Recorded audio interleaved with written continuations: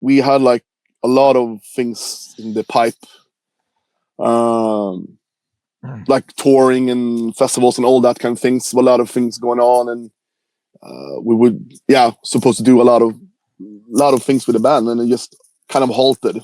At first we were like, you have to accept it, and like try to take new grip and like start work with things you actually could as a new album then.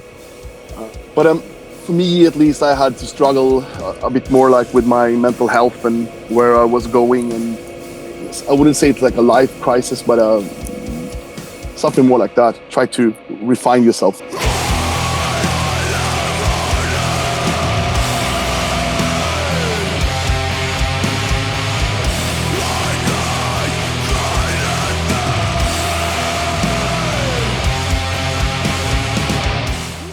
Greetings, Legion. Welcome to episode 271 of Into the Necrosphere. My guest this week is the great Jonas Holmberg of This Gift is a Curse out of Sweden. Their brand new album, Heir, was released by Season of Mist a couple of weeks ago and has been creating a bit of a stir amongst the Legion. And so therefore, I had to invite Jonas to the podcast to talk about the writing of that record, the band's past, their future, and much more besides.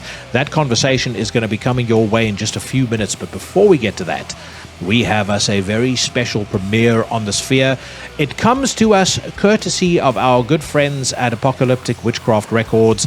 The band in question is Ash Magick. They have a new album on the way, and for the very first time ever, you get to hear the first single off that record. This is Day of Resurrection.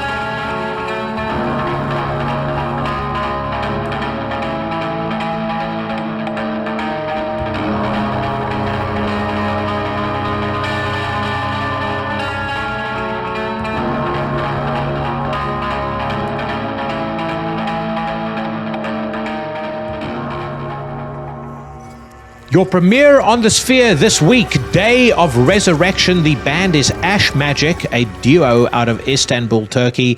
The album is entitled Rituals of Anathematic East, and it's going to be released by Apocalyptic Witchcraft Records on the 29th of August. Connor reached out to me and said that he is particularly excited about this one, so I hope you guys enjoyed that track.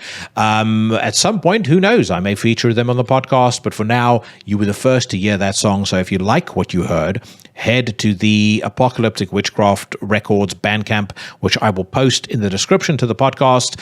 There should be a pre-order link there. If you're going to pre-order the record, you do let Connor and the gang over at Apocalyptic Witchcraft Records know who it was who sent you. Great song, and I want to say thank you very much to Apocalyptic Witchcraft for choosing Into the Necrosphere as the platform from whence to host the premiere of that song.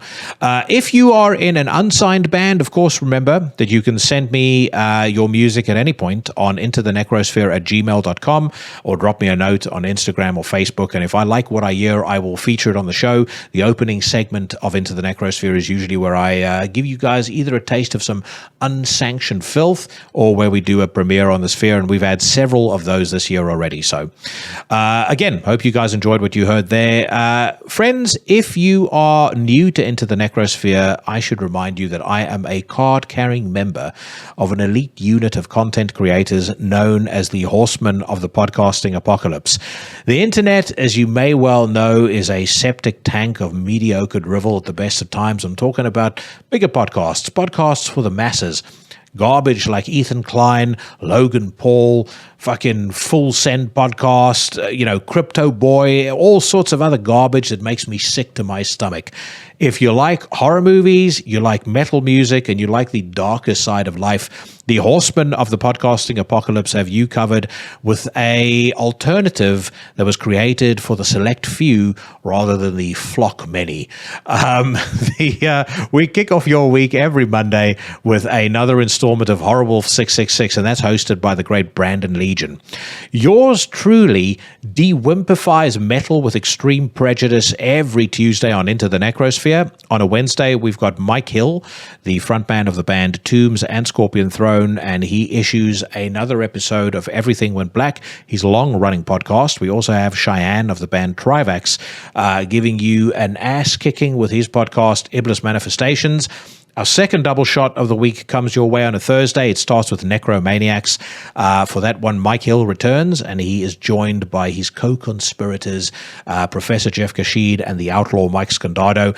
Necromaniacs, as I always say, one of my favorite podcasts of the week. They review new and old horror movies. Super entertaining, super informative, a great way to get you set up for the weekend ahead.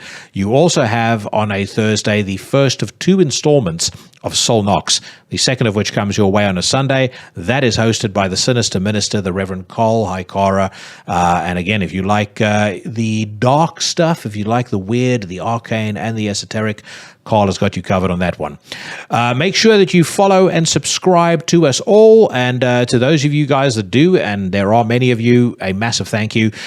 Make sure as well that you stick around after my conversation with Jonas, because this week I'm doing a solo news rant. So that means I'm answering your questions. I'm also checking out new tracks by Kamos Warriors, Sodom, Goldsveard, Gruesome, Candlemass, Aeon Winds, and many others. So that is coming up later on in the episode. Right now, though, sit back and enjoy as I welcome to Into the Necrosphere Jonas Holmberg of This Gift Is a Curse. I don't know if you're going to remember this or not, but you and I have actually spoken on we've spoken on Facebook. Yeah, way back at the start of this podcast, I had on your now former drummer, Johan.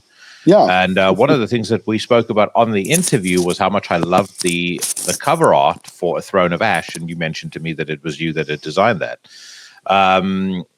So definitely one of the things I'm keen to talk to you about is your artwork. But first of all, congratulations on a pretty tremendous comeback album. I hear a lot of comments from, interestingly enough, particularly old heads, guys that, and I can tell you off air who they are, but guys who are in reasonably established bands and legacy bands that go, the common comment from them is, these guys get it when they've heard me talk about This Gift is a Curse on the news rant or whatever the case may be. So, yeah, man, you must be pretty buzzing at the moment.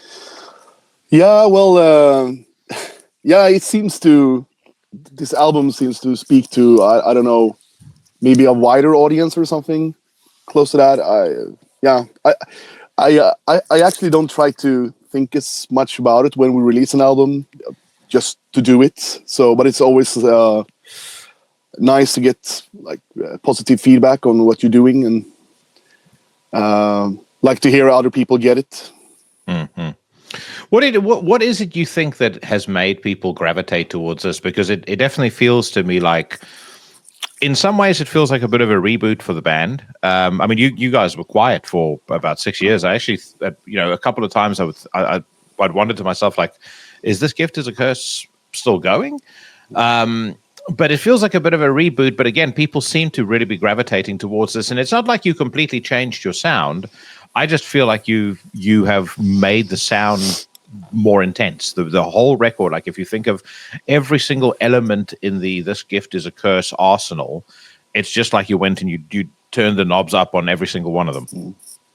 Yeah, I think that's a nice way to look at it. I think we just talked after the last album that we're gonna do the homework now and like really try to, on the next album, really work on every part on what we do.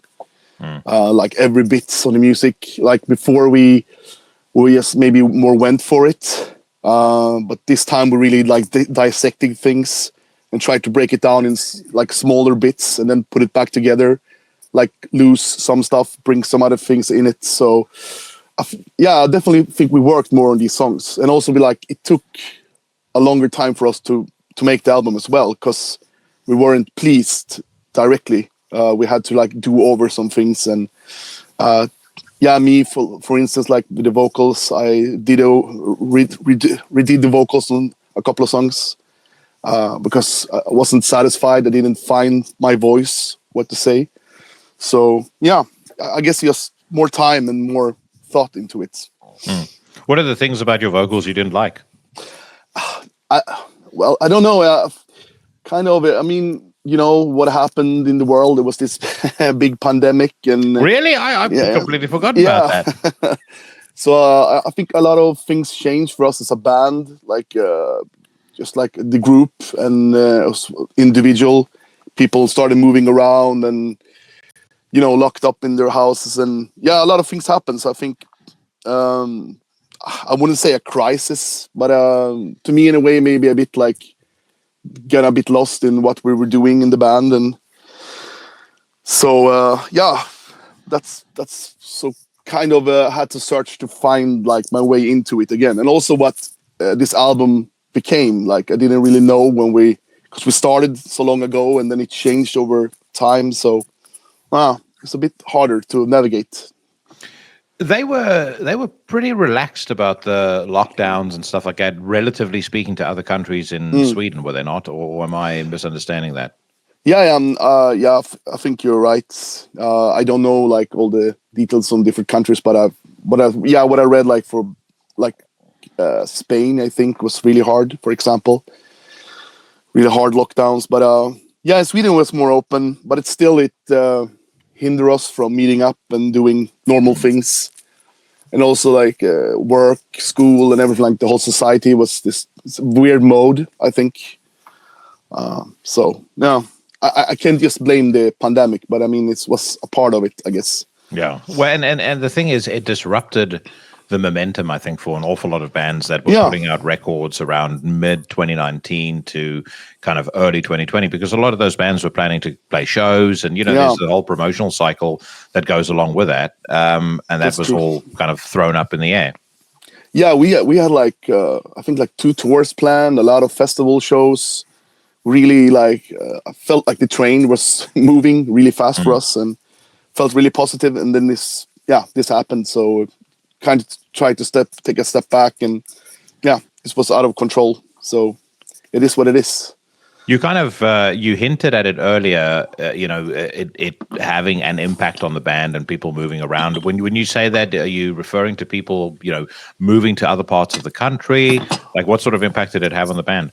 Yeah, exactly. That's the thing. Like people physically moved. Like before we all been in Stockholm, but during the pandemic, people moved elsewhere in the country, as well as the old drummer leaving the band.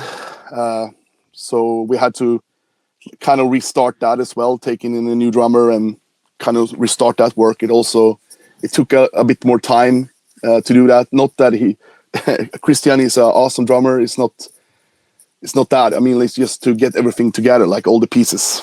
Mm-hmm. I was surprised when I read that Johan had left because he had such a unique drumming style. I remember him and I talking on the podcast specifically about the fact that he plays single pedal. He brought like almost a sort of punk drumming style to the band's sound. Whereas my takeaway from what I hear Christian doing is he's a much more traditional drummer, super intense, and I like what he brings to the band. But he's a very different musician to Johan. Yeah. Maybe. I think I'm laughing because I think Johan is one of the most unpunk persons I know in the world. Oh, I know that. I remember him coming on camera, and I was like, for a band that is this brutal and this intense, you are the most fucking chilled out dude. It's like Farmer Fred over here. Yeah. No, I mean, that's the funny thing about Johan, because Johan also has. I think he was the one in this gift that had the most, how do you say, like the most hardcore black metal taste also, because what he listens to is really, really hard stuff. So he has that. He's kind of a paradox in some ways. Yeah, but yeah, of course, Johan had this certain way of playing, but I mean, I think he felt he was finished with all this, with playing music and being in bands. He really wanted to do something else. And like the last years, he was like how I perceived it. He was just wanted to do something else. So he's kind of lost that spark, I guess. And that's what he said, kind of. So he wanted to move up to north of Sweden, where he is from the beginning, and now he's just working in an office and renovating houses. So he was kind of done with it. So I mean, then Christian, he really wants to play. He's really like hungry person, and I think he also brought in like this newfound energy in the band when he came in, starting to picking things apart as well, and then putting it together in a new way.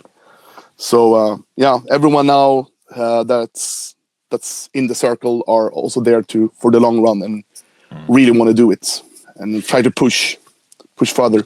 So Johan's exit that didn't come as a surprise. It's something that built up over a period of time. Yeah. He kind of flagged like some couple of years actually before, like it's going to be a stop for me because I can't take this further than what I have done. Yeah. Love the music, love that part, but like touring, rehearsing, and all that stuff, I felt that he was quite done with that. You have to respect that. I mean, we still there's like no bad feelings. It's just kind of natural.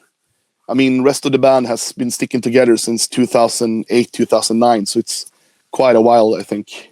Yeah, and I guess you do reach a point in your life where sharing a very cramped space with 4 or 5 other sweaty dudes, it becomes less appealing than it might have been when you were 17 years old.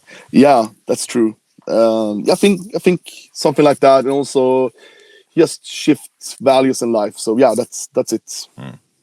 It is. I've always been fascinated by the psychology of being a musician in the kind of music that we listen to, though, because Sidanos from Dimmu Borgir told me about this, and he said, you can go out and play a show in Rio, and you're standing in front of 25,000 people, 30,000 people, and they're all going absolutely nuts, and you then get back to your house, and the neighbor doesn't know who you are, and he sees you shoveling snow in the driveway, and he says hello. And I've always thought, like, even for me, sometimes, like, I'll go do something where you are.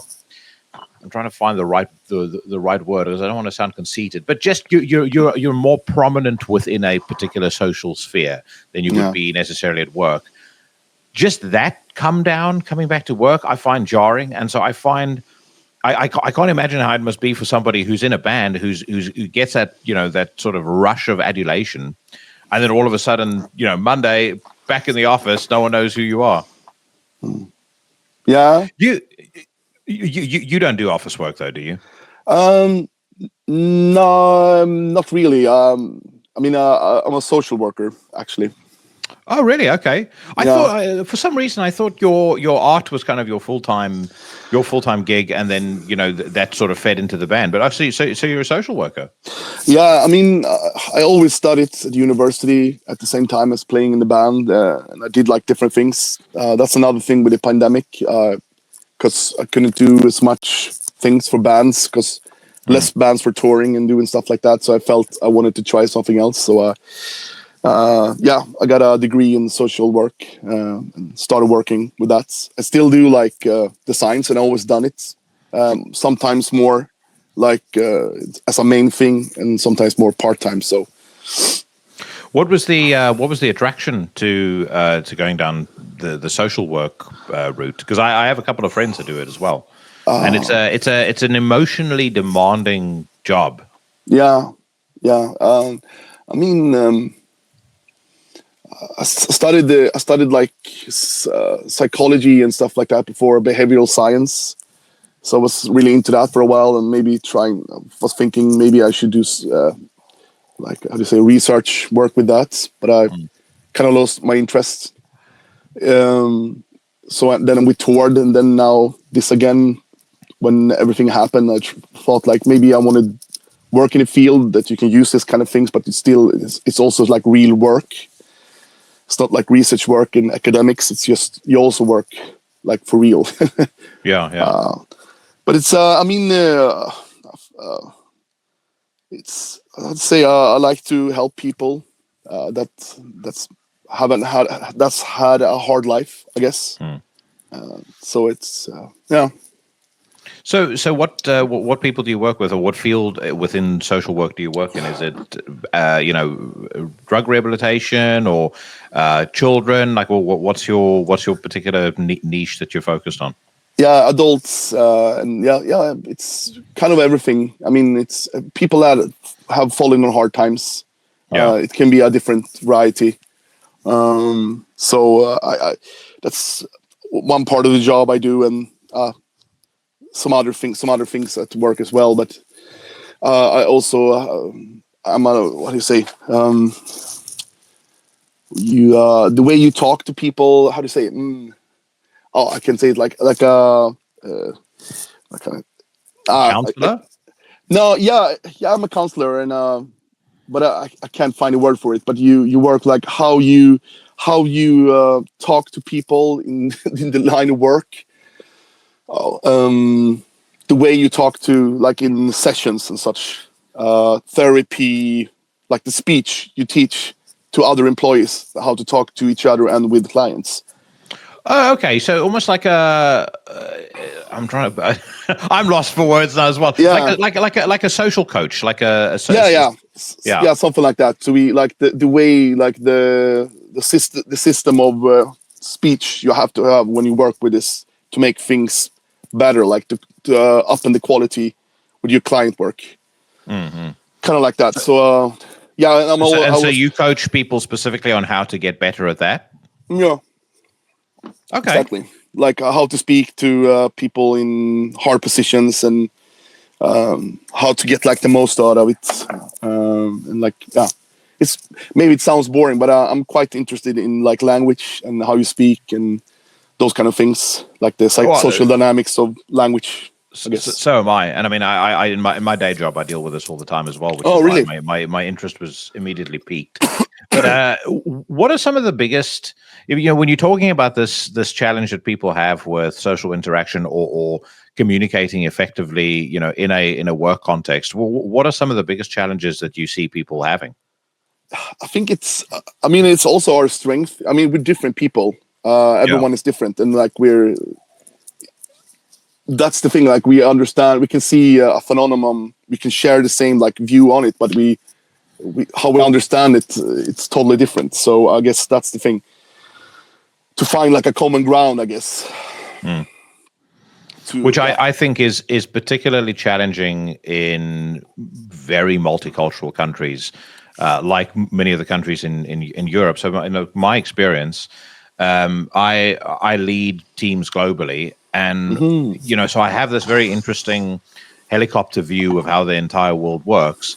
But the countries where I've had to make the biggest adjustments to my communication style and to my engagement style with teams have been countries that really surprised me. Sweden, funnily enough, is one of them, because I'm South African. I think I naturally come across as having quite a directive style, and it's not intended to be autocratic, or to be, I'm not some fucking dictator. But the feedback that I get from a lot of my Swedish leaders has been like, oh, the team thought you were being really bossy there, and it's like, oh, I'm not being bossy. I'm pointing the direction to go in. Everybody has got to can tell me if they differ from this. Yeah. But, at the end of the day, there's a job to do, and I'm gonna give you what the goal is, and we'll get there together. But I definitely had to make some quite subtle adjustments, and actually almost what I ended up doing that I found made a big difference is I used to have these coffee sessions with them every Friday morning, where basically I say to them, you got 45 minutes, just let's just talk about whatever you guys want to talk about. We're not in the office together, so we don't, no one's going out for drinks or getting to know each other socially. Let's just talk about what's on your mind. And sometimes they talk about work, sometimes they talk about music, sometimes they talk about movies, But just doing that seemed to get things working a lot more effectively than it had been working previously. But definitely the that kind of adjustment to different cultures, different personality types it's interesting how much work actually has to go into that. And if you haven't experienced it, you won't know it. I totally get it. I mean, it's funny you mentioned Sweden, because I know also other people say like that I know friends from other countries, and some say like we're Swedes, we're trying to be overly diplomatic, I guess sometimes, and we're like really afraid to step on toes and try to talk everything. We like talk about talking. It's like meta all the time. But I don't know. I think we usually work it out, and as you say, like these kind of sessions when you talk about informal stuff, it's very important as well to make everything work. Like this, I think we call it gray speech. You know what? That's exactly the phrase that was used by my leader when she was giving me feedback on one of the meetings we'd had. It's like she used that phrase, gray speech. Oh, really? Oh, well. No.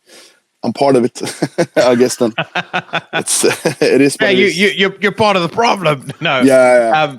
Well, I mean, again, conversely, my colleagues in China, the exact opposite. I mean, you could literally just all they're looking for is for you to give them direction on what to do, and then they just execute it.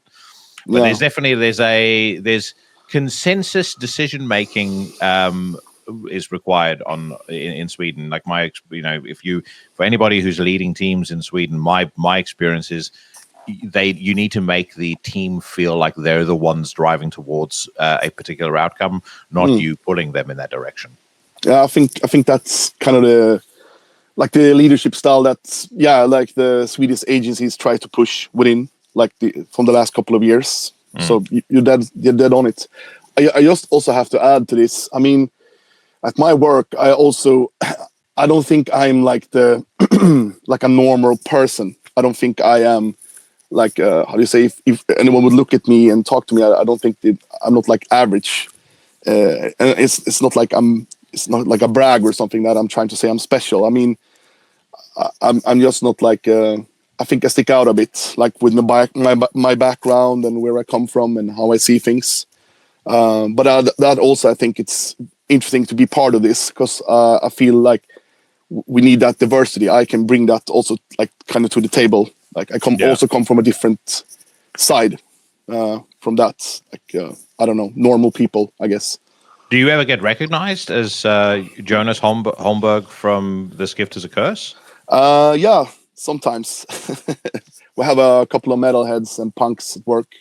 Maybe they didn't recognize my face, but when they read my name, they recognized and came up and started talking.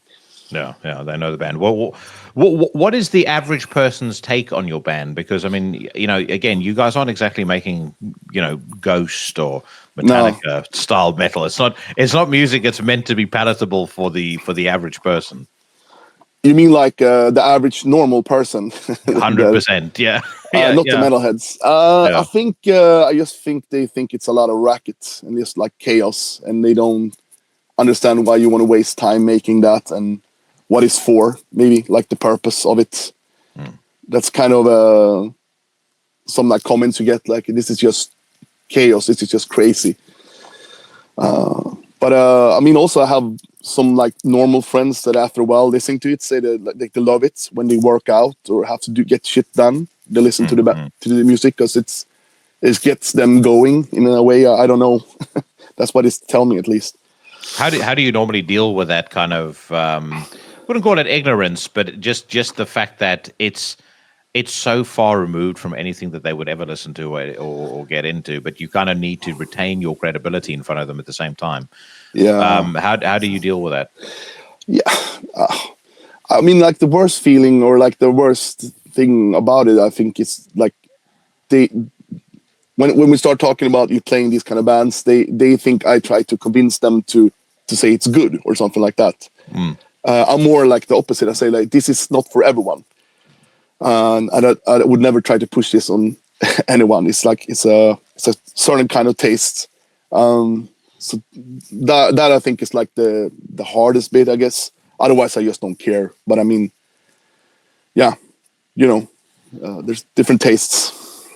Oh, for sure. And again, I ask it because I have the same thing at work. So I mean, I'm like in our hierarchy at work, I would be like CEO -3. So actually, not even it's CEO -2 because I report into someone who reports into our CEO. So I'm quite senior. And so what happens is you get on a call and there's 100 people on. You introduce yourself, say it's a new account that you're standing up. And the first thing they do is they look me up, and then all of a sudden it's like all this Into the Necrosphere stuff starts showing up, and I get asked about it a lot.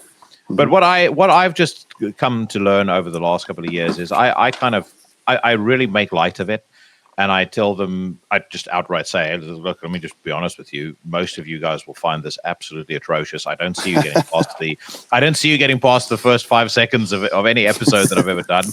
And most of the music I enjoy to you will sound like a lawnmower being thrown down a flight of stairs. That's the stock one I go back to.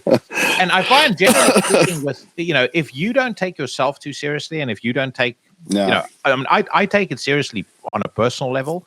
But if you don't take yourself seriously overtly to normies, generally speaking, they just then don't make a big deal about it, and it's never an issue. That's true. I mean, like most people are. I mean, they're cool with it. They kind of I think it also like kind of respect it that you do it. It's art to them, and they see it like this is very uncompromising, super heavy. So they get like impressed of the sound, but also a bit scared. So, but I mean, I kind of like that. Well, I think with you guys as well, you have such a visceral and such an apocalyptic sound, and it's not, you can hear when a band is going through the motions. Like let's take a band that I can't stand, Amon Amarth. It's never been convincing heaviness to me. It just sounds like a load of fucking bollocks. It just sounds like guys pretending to play in a heavy band. When I listen to This Gift is a Curse, that's not, that sounds like dudes that live and breathe this 24/7. It's actually surprising to see you not covered in blood and guts and gore and a knife in your hand. So, I guess that's the distinction. Like when they hear it, I get why they might feel a little intimidated because you guys don't sound like you're fucking around ever on any moment of any record. No. I think if I didn't have This Gift is a Curse, I don't know where I would be mentally to me, it's like really, really entwined with my mental health, like, because I really need it to get out like all the things I feel and experience. So yeah, yeah, kind of like that. I mean, we played a show quite recently in Stockholm. I think someone wrote some kind of review saying like, because we played for another band, and that band was much more, how do you say, involvement with the audience in another way. Kind of, I don't know how you say it in English, but like proposing to the audience and doing other things. And that's like not our way of doing it. So they perceived what we were doing as that we were bored, or like that we were something like that.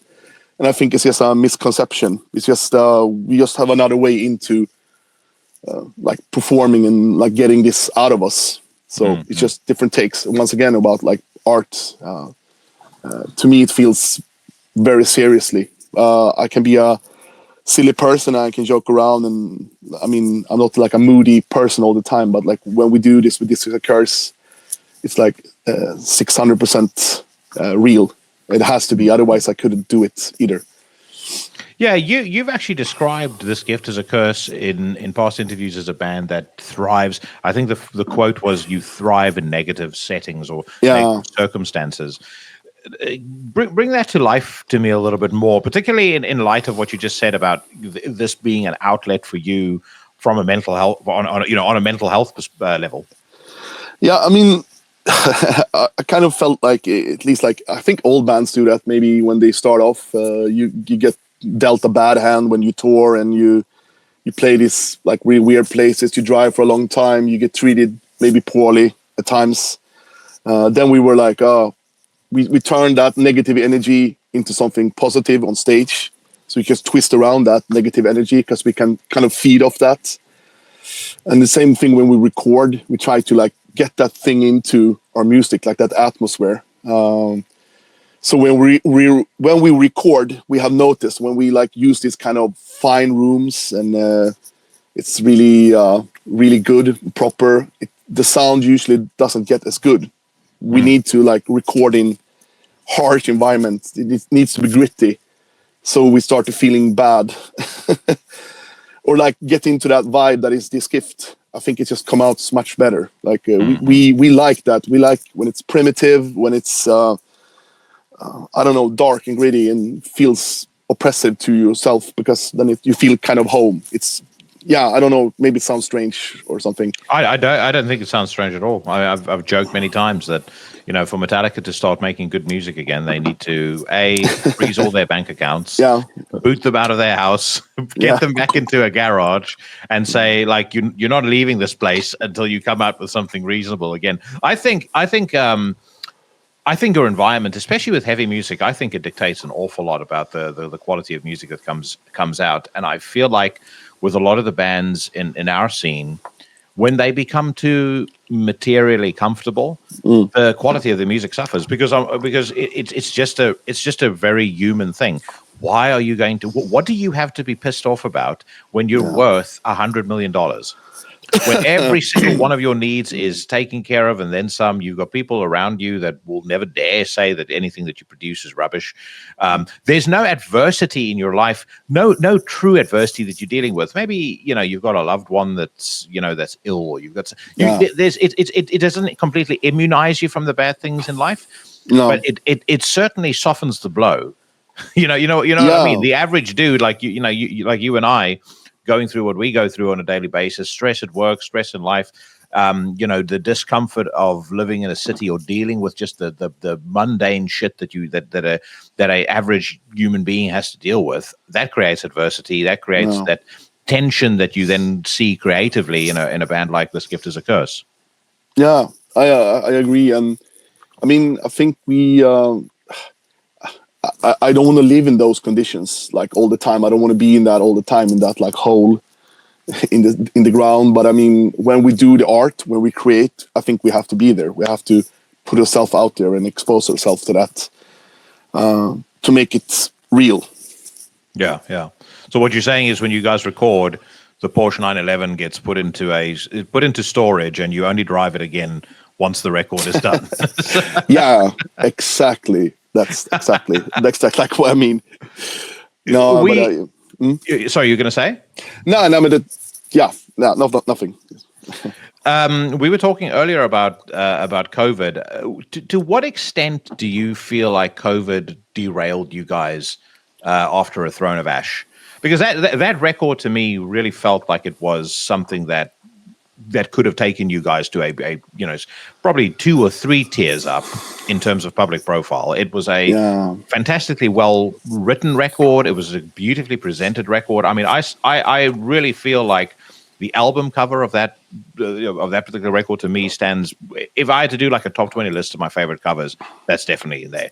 It is a distinct, unique feel. It's just it just for me, everything was in place with that album.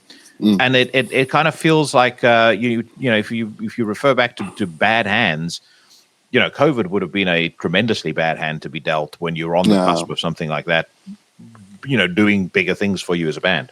Yeah, as I said before, I think we had like a lot of things in the pipe,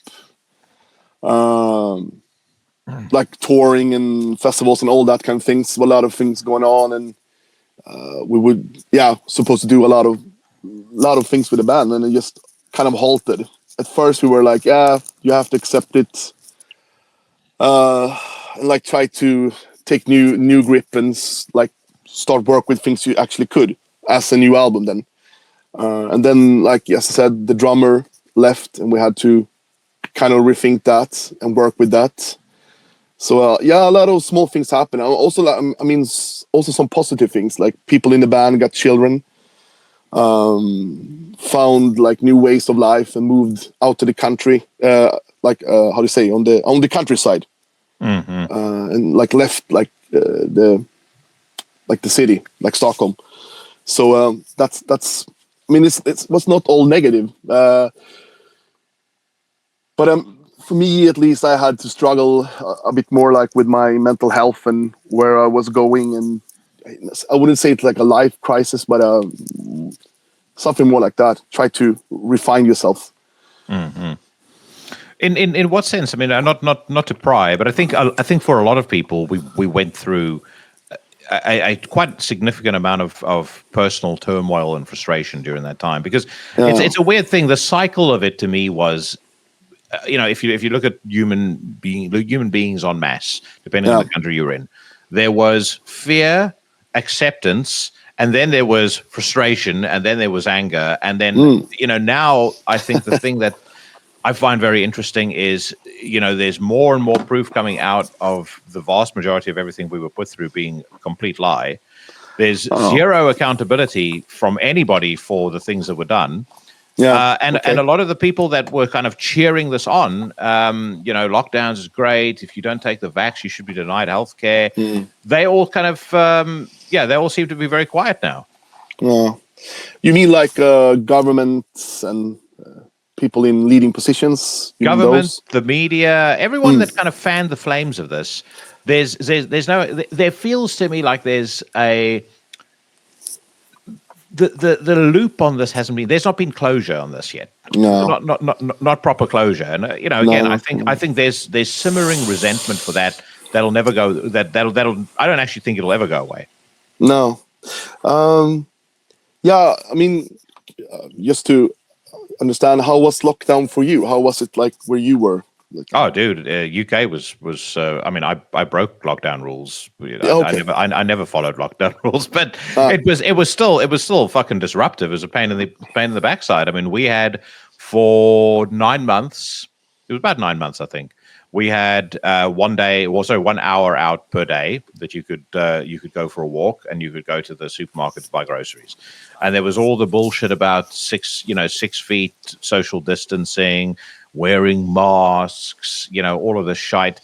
And I think the thing that was more frustrating about the UK than certainly that I saw in other countries is they kind of kept on flipping the switch on and off. So they would go, okay, we're gonna lift the lockdown now.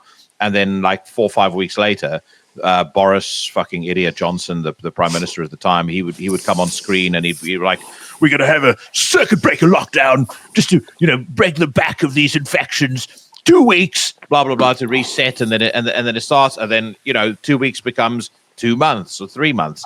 It was just a fucking complete shambles. And then in the midst of this, you also started seeing with our government, they're having parties at the, fucking, I don't know, I can't remember if it was 10 Downing Street or wherever it was, but, the government were having garden parties, getting boozed up, having the time of their lives while inflicting all of this shit on us. That's a very long answer. No. I'm thinking. I think I read about this, like actually in the media. Ironically, it came out later and became a bit of a scandal, I guess. A massive scandal. Yeah, I guess I'm pretty sure that happened in Sweden as well. I've been thinking about all this as where you were talking about, like the situation and accountability, and sometimes I think maybe people didn't know what to do because it was kind of chaotic. So there was like a lot of signals coming from different ways. So countries, nations, societies maybe did the best they could. Of course, some people will always try to gain power and money and things out of this kind of things, like the medicine companies and made a vaccine and so on and so on. And people will always suffer. It's going to be injustice like it is now without the pandemic. It was just kind of the same thing, but with that kind of stage instead. Sometimes I think about it like that.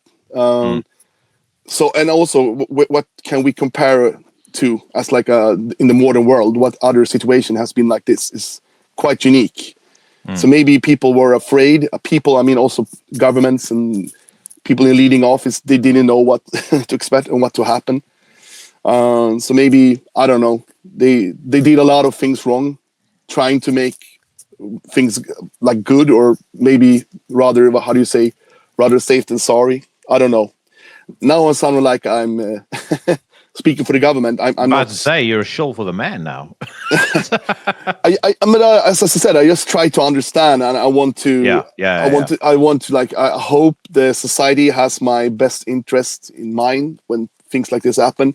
But also, it's of course people will take advantage of it, and of course the leading class will exploit the people that it's not as how to say had this good position in society. That this will always happen. It happens now, it will happen tomorrow, and it happened 100 years ago, and it will still go on. But yes, there should be maybe more accountability of some parts, I guess. Look, and I also don't want to sound like I'm being unfairly harsh here. I don't think that it's if you put yourself in the position of the government, something like this happens. I can completely understand.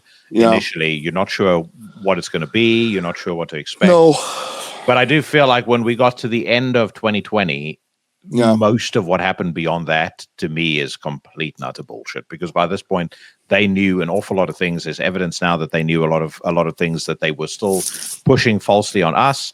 And they had a lot of people in the media as their as their mouthpieces, and nothing.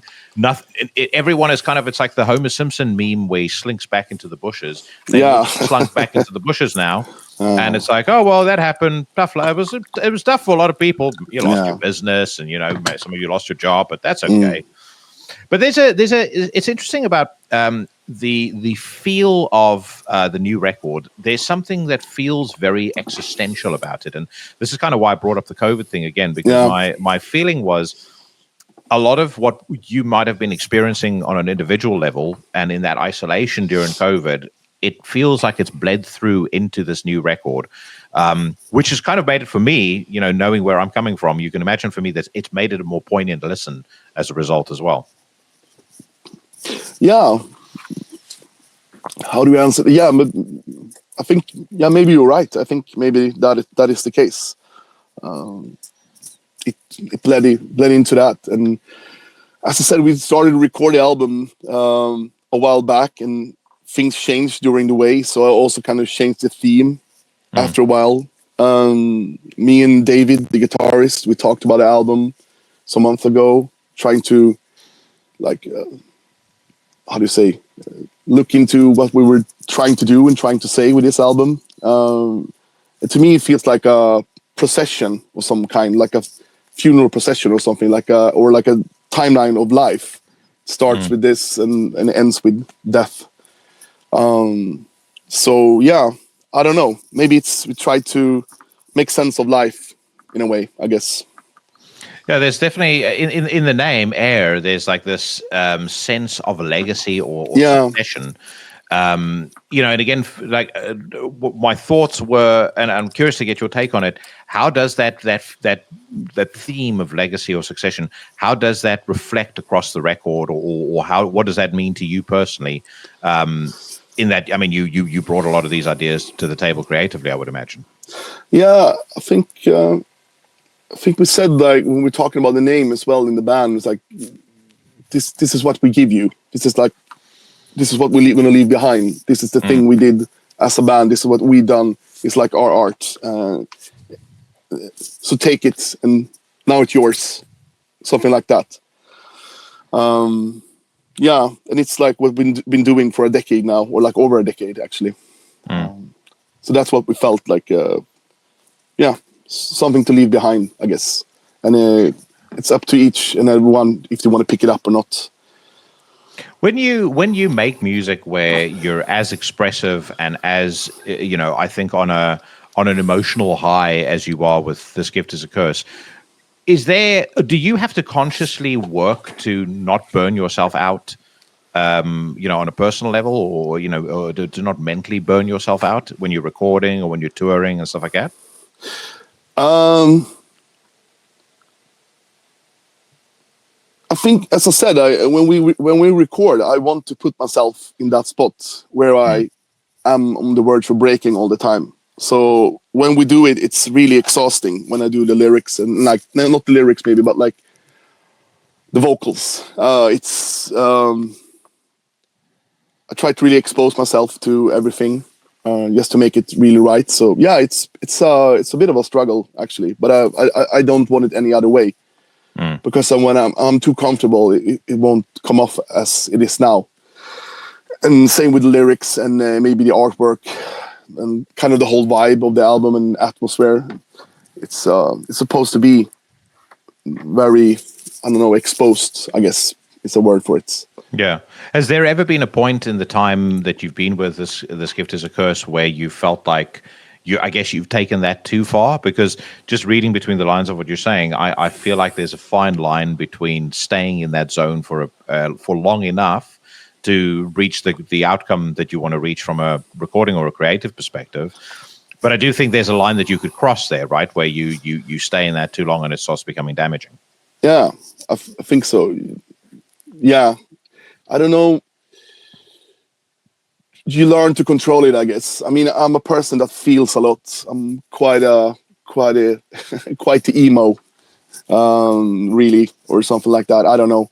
I always felt a lot, and I always had to learn to control my feelings and how I perceive things and how I understand things.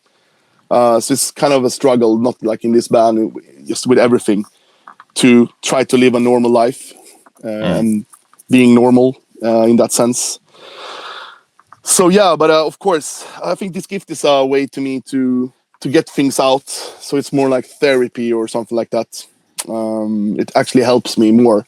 But yeah, in the beginning, could be quite destructive. I mean, being on tour, recording, it was more like that. I think I lived much more destructively before. Now I think when we're out playing, it's much more controlled in a way. I kind of appreciate that. It's not full chaos all the time. But when we record, I think it should be. I think it should be that. Yeah. And the day I feel I can't do that, then I shouldn't do art in this way anymore. Yeah. How did your relationship to your art begin? Because I mean, you did the album cover for this one in addition to A Throne of Ash, correct? Yeah. I've done all the artwork and covers for This Gift except for the first EP. That was my friend who did it. Otherwise, I've always done everything, and that was like kind of the idea also with the band from the beginning, to keep it kind of in house, like we do everything. So I kind of learned doing a lot of things within this band and kind of express myself to get out this part of me into art. So I have to thank This Gift Is a Curse for that. So how old were you when you first started exhibiting signs of having a bent towards towards art and towards the medium that you ultimately ended up choosing? Oh, I think I was very young. I can't remember exact age, but I was quite young. I always try to sneak it in everywhere. When you're a kid, you have a pen with you and you draw everywhere all the time. Then computers came and I started working with that as well pretty early. Tried to hustle my friends I could make logos for them or whatever they were doing. Had bands and I don't know, not even bands, like other things. Just try to create all the time, I guess. Mm-hmm. So yeah, always, I guess. Then. Well, were there any particular inspirations that you remember when you were young? Like comic books or movies, or what was the thing that kind of really got you excited? Yeah, but I think like comic books was really when I was really young. Started trying to mimic that, but also like nature. I always drawn nature a lot when I was a kid. I could like go out in the forest with a pen and paper and just sit drawing. Mm. Yeah. What sort of comic books did you gravitate towards? When I was like really young, I mean, I was like all those classical DC things like Batman, and later on like Hellboy, Preacher, things like that. Like I think kind of the dark vibe, darker comics. I think. Yeah. That way over they like those kind of artists expressing themselves like dark themes. It really got me going and interested in that. I also later on in life I kind of like sport logos and teams, as well as like army and military insignia, as well as like propaganda.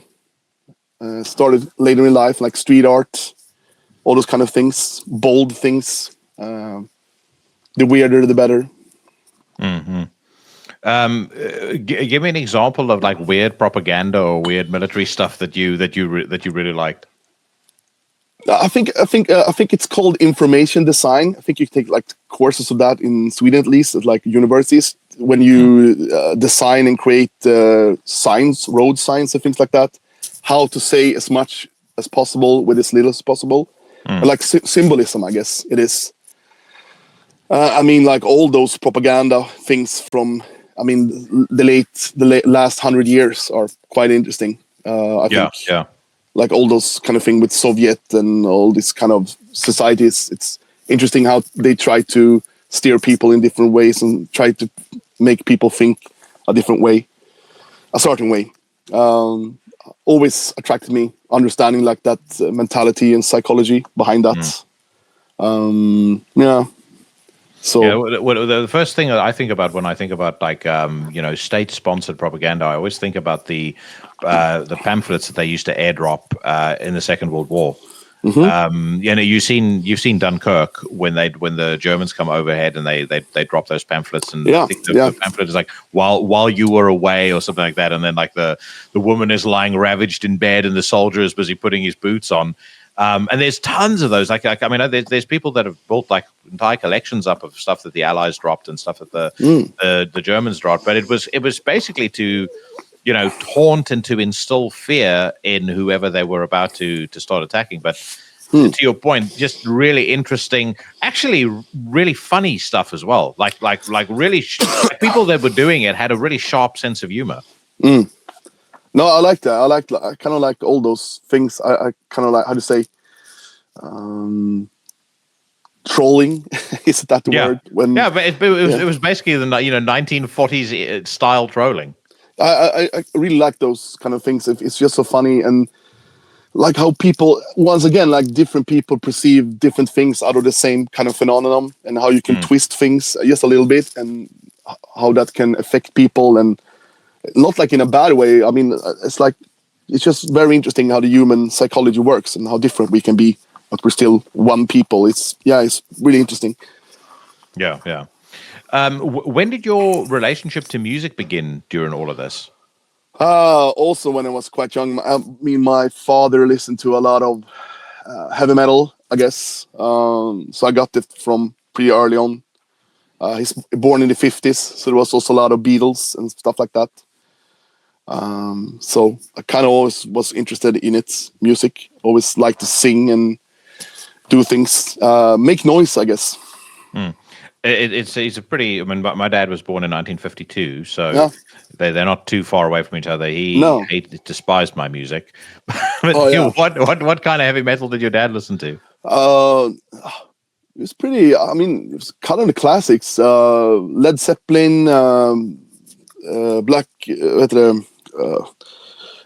Judas Priest, AC/DC, all kind of all that. Black Sabbath, all the classics. I mean, when I started playing in bands myself, or maybe buying my own records when I could, me and him had quite an argument of what was heavy music. Actually, he felt like all the heavy music I bought was just racket.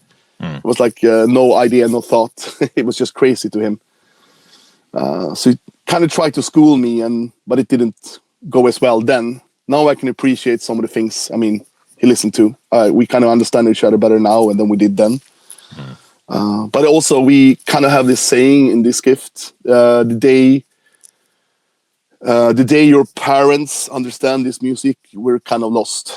It's not supposed to be that. Yeah, can't be in a position where I often joke about this on the news rant. Like I don't really want to listen to a band where I could play it in the room with my 74-year-old mom, and she goes, "Yeah, that's really nice. Don't like the vocals so much, but the melody is really lovely."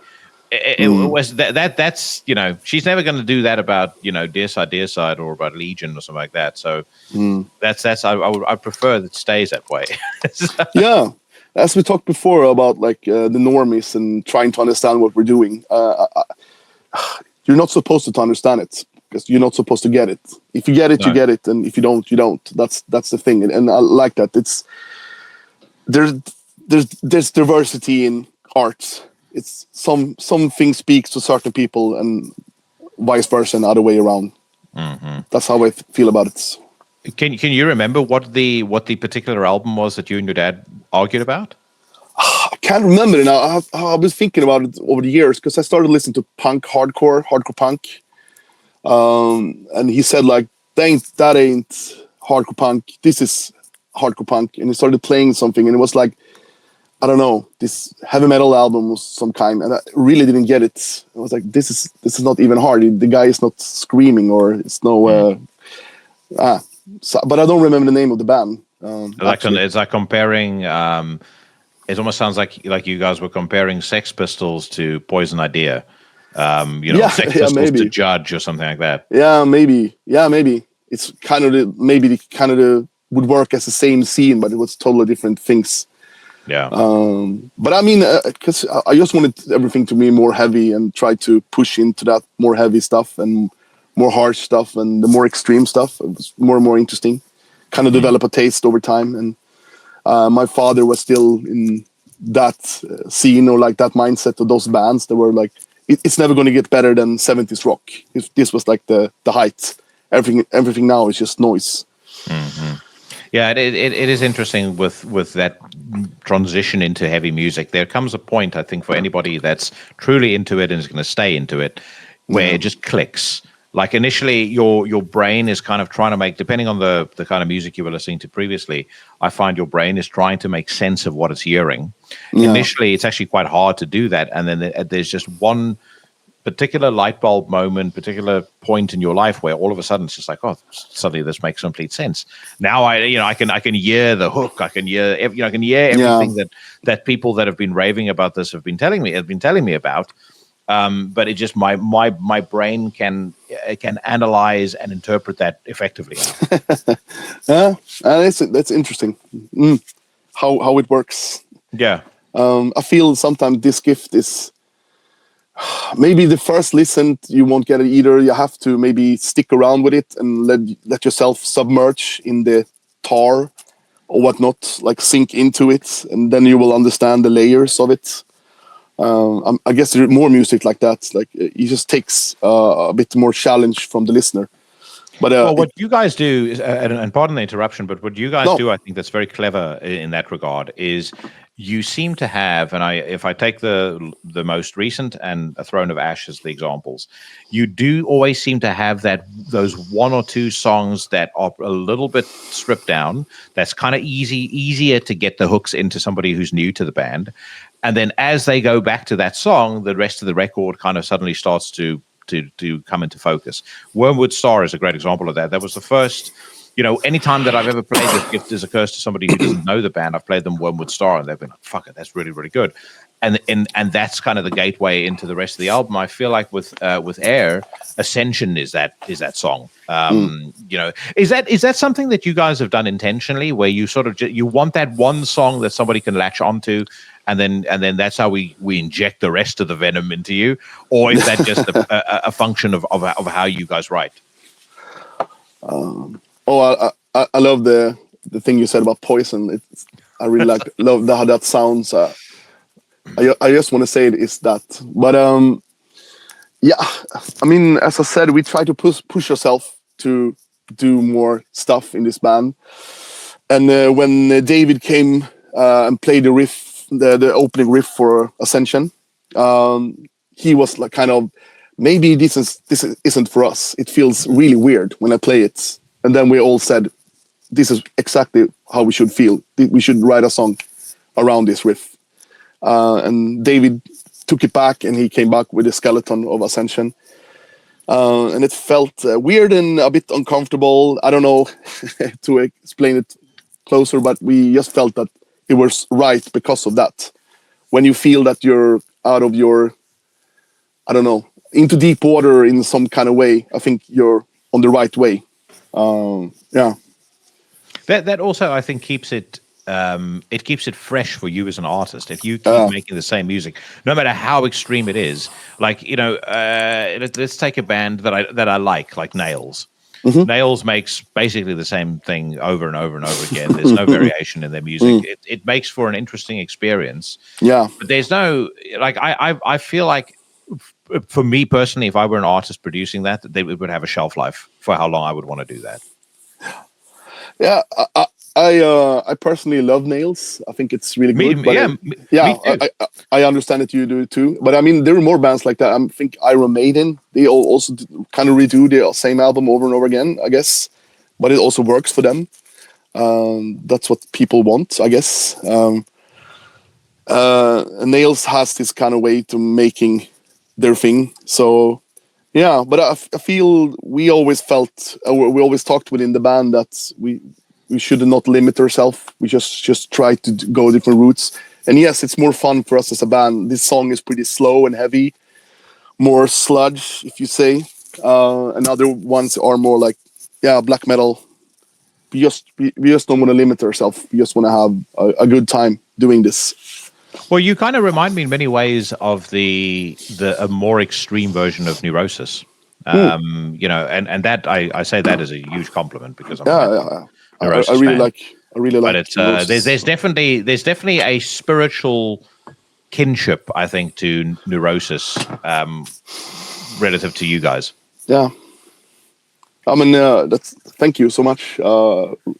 I think everyone in the band really enjoys Neurosis, like the Time of Grace and those albums. So I don't know. I don't know how much exactly we have got inspired by them, but maybe they're in the back of our heads. I'm about to say, sometimes it's about an attitude more than it is anything else. There's bands that you'll talk to. I mean, they came up frequently last year in conversation. Fucking every other black metal band I was talking to was like, Wasp, when I was growing up, was the best thing ever. And it's like, none of them sound like Wasp, but actually when you start to break it down, you're like, well, I can kind of see where this influence is manifesting itself. Yeah. I have a friend in the band that he's a friend to the band. He's worked in producing music, and he's a live technician as well. I always send him our songs when we record, and I say like, I'm gonna send you these songs, and I tell him this is our heavy song, or this is our, I don't know, heavy metal song, and maybe sometimes I say this is our, I don't know, Neurosis song, and this is our Breach song and I send it to him, and he always send it back to me. I don't understand what you're saying. It just sounds like you. But in our head, we're like, oh, but this is a Breach song, and he's no, it's maybe I can hear some things, but you have done it like to your own thing. Maybe in your head you think it sounds, but it just sounds this gift. So it's pretty funny how that works as well. Yeah. So just kind of bringing it full circle, what's the plan now for the band? I think I've heard you mention potentially you have an EP's worth of material ready to go on top of what you put out with Heir. Like, what's the plan for that? What's the tour plans? What are you guys going to be doing? Yeah, we have written a couple of new songs. We will try to record, I think, some kind of EP, and we will record where we did some of the parts of this last album at our friend's farm outside of a town here in Sweden. The bass player in our band, Lacey. We will try to record everything ourselves there. So I think it will get a certain kind of interesting atmosphere to it. We've been talking about doing this kind of EP for many years, like a theme record about that area. Yeah.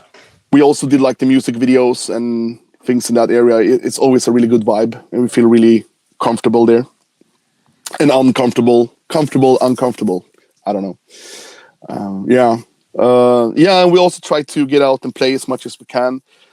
I'm not always involved in the booking. David, our guitarist, does most of that.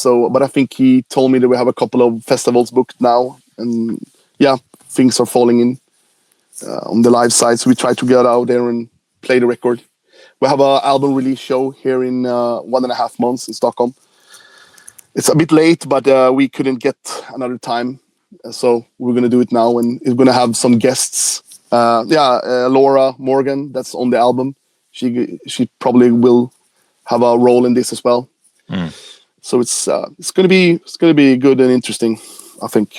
So exciting times for the band, and I mean, I really do hope that this is the launch pad for you guys to get the recognition that you deserve. I mean, You've been on Into the Necrosphere, technically speaking, twice now, but this is your first time. So you have achieved the most incredible honor for any underground band, being on this podcast. But, thank you. I'm really teasing.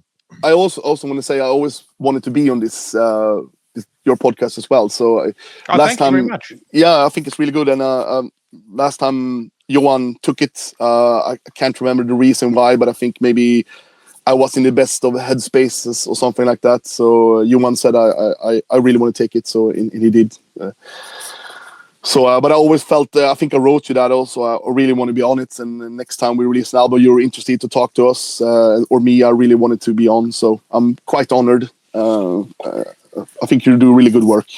Thank you very much, man. I really appreciate it. And you've got an open invite. Next time you guys are putting something out, or if you're in town ever, let's definitely do another one of these. Thank you.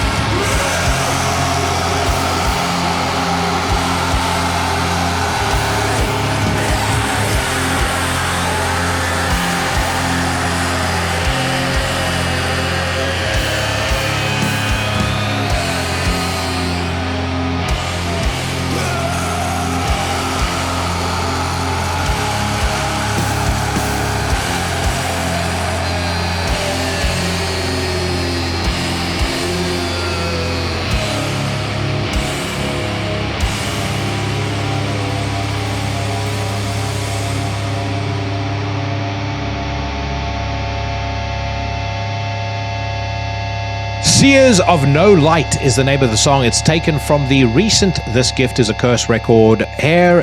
That's available on Season of Mist Records. Dropped on March the 7th. And the very pissed off young man that you hear delivering vocals on that track just so happened to be my guest this week. Jonas Holmberg, I want to say thank you to him. Also want to say thank you very much to Season of Mist for getting that conversation set up.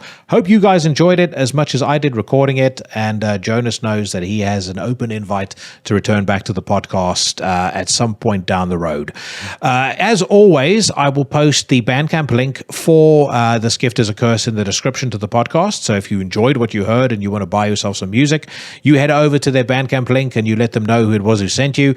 I'm also going to play you, right before we get to the news rant, a track off the new Serpents album, Desert Psalms. I was raving about this record a few weeks ago. I had a couple of inquiries from you about the band.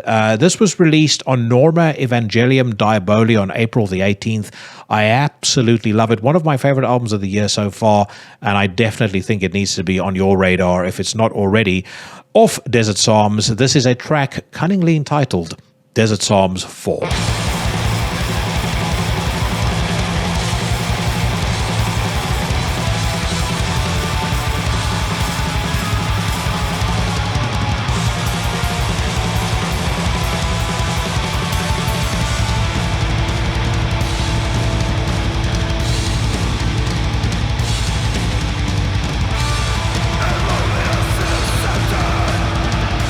Destruction and revenge.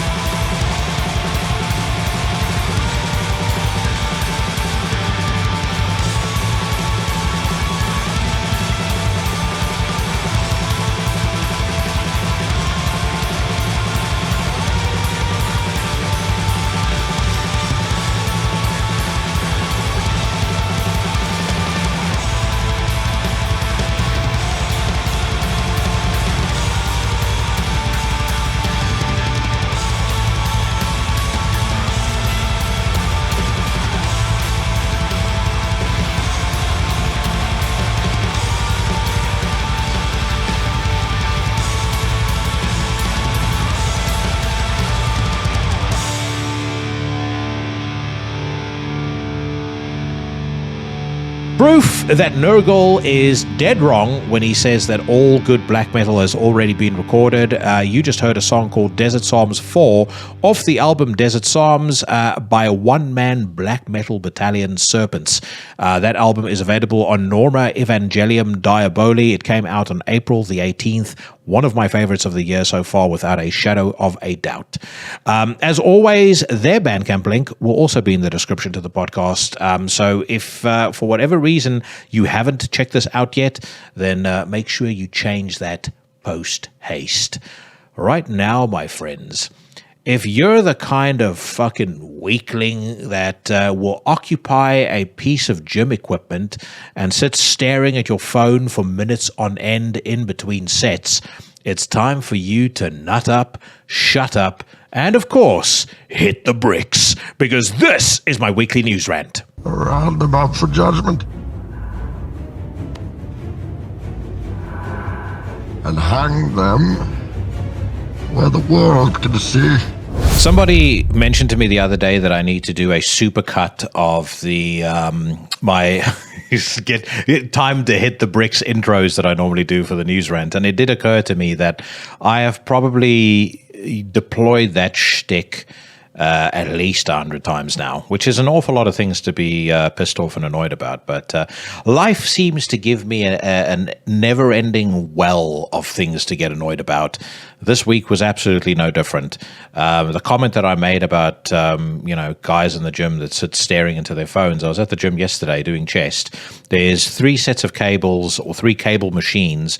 I'm about to do some high to low flies. And this fucking little weasel was sat right across from me, just doing absolutely nothing. He was kind of slouched against one of the like a slightly raised lip that's on the machine, and he's just on his phone doing fuck all. No exercises, no nothing. I timed him because I used a machine across from him and did pec deck instead. In the time that it took me to do 4 sets of 12 reps with a minute's rest in between, he had literally done absolutely nothing. And there's no point in me getting up and walking up to this little cunt and saying, if you don't start doing something or fucking leave right now, I'm going to strangle you with this goddamn cord, because then I'd be the one who's in the wrong. I'll tell you another thing about the UK that will always befuddle me, and I've lived here now for the better part of 23 years, so more than half my life. But during that time, you can set your clock to it. As soon as the temperature outside exceeds 20 degrees centigrade, a whole throng of blubbery, luminescent white, fucking just absolute dreck men have to take off their shirts instantly. I don't know why they do it. If they looked like Phil Heath, I could kind of understand it.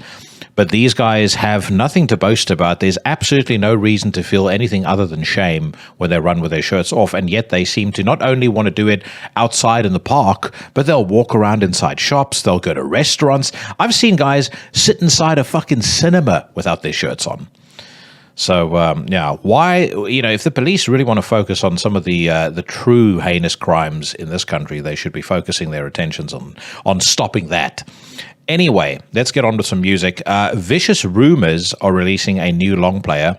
They have enclosed details in the article that we're going to check out. It's been 5 years, they say, since US power metal act Vicious Rumours have unleashed their last full-length effort, Celebration Decay. Now, the 5-piece announced the release of the new one, dubbed The Devil's Asylum. To taste a first piece of the new music, you can give a spin to a new single entitled Bloodbath.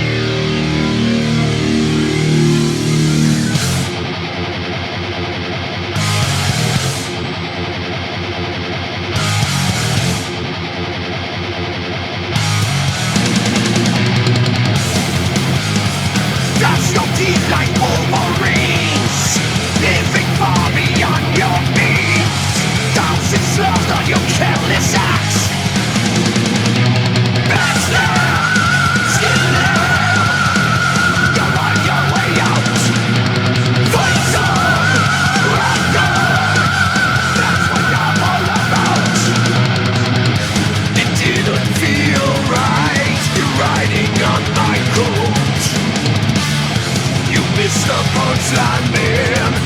You became the joke. You're stinking up the place with that look on your face. Get out of my way now and learn your grace. I thought you had what it takes. Tell you what, as power metal goes, I don't think that's bad at all. It's not going to be something, it won't be a go-to listen for me, but it's not something that I just hate offhand. And you've got to give Vicious Rumors their props.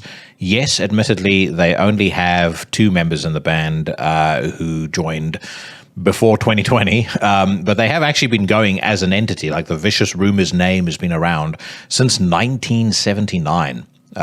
Jeff Thorpe, their guitarist, is 62 or 63 years old now. So, you know, they've been around for a very, very long time, or Jeff at least seems to have been able to keep the band intact for a very long period of time.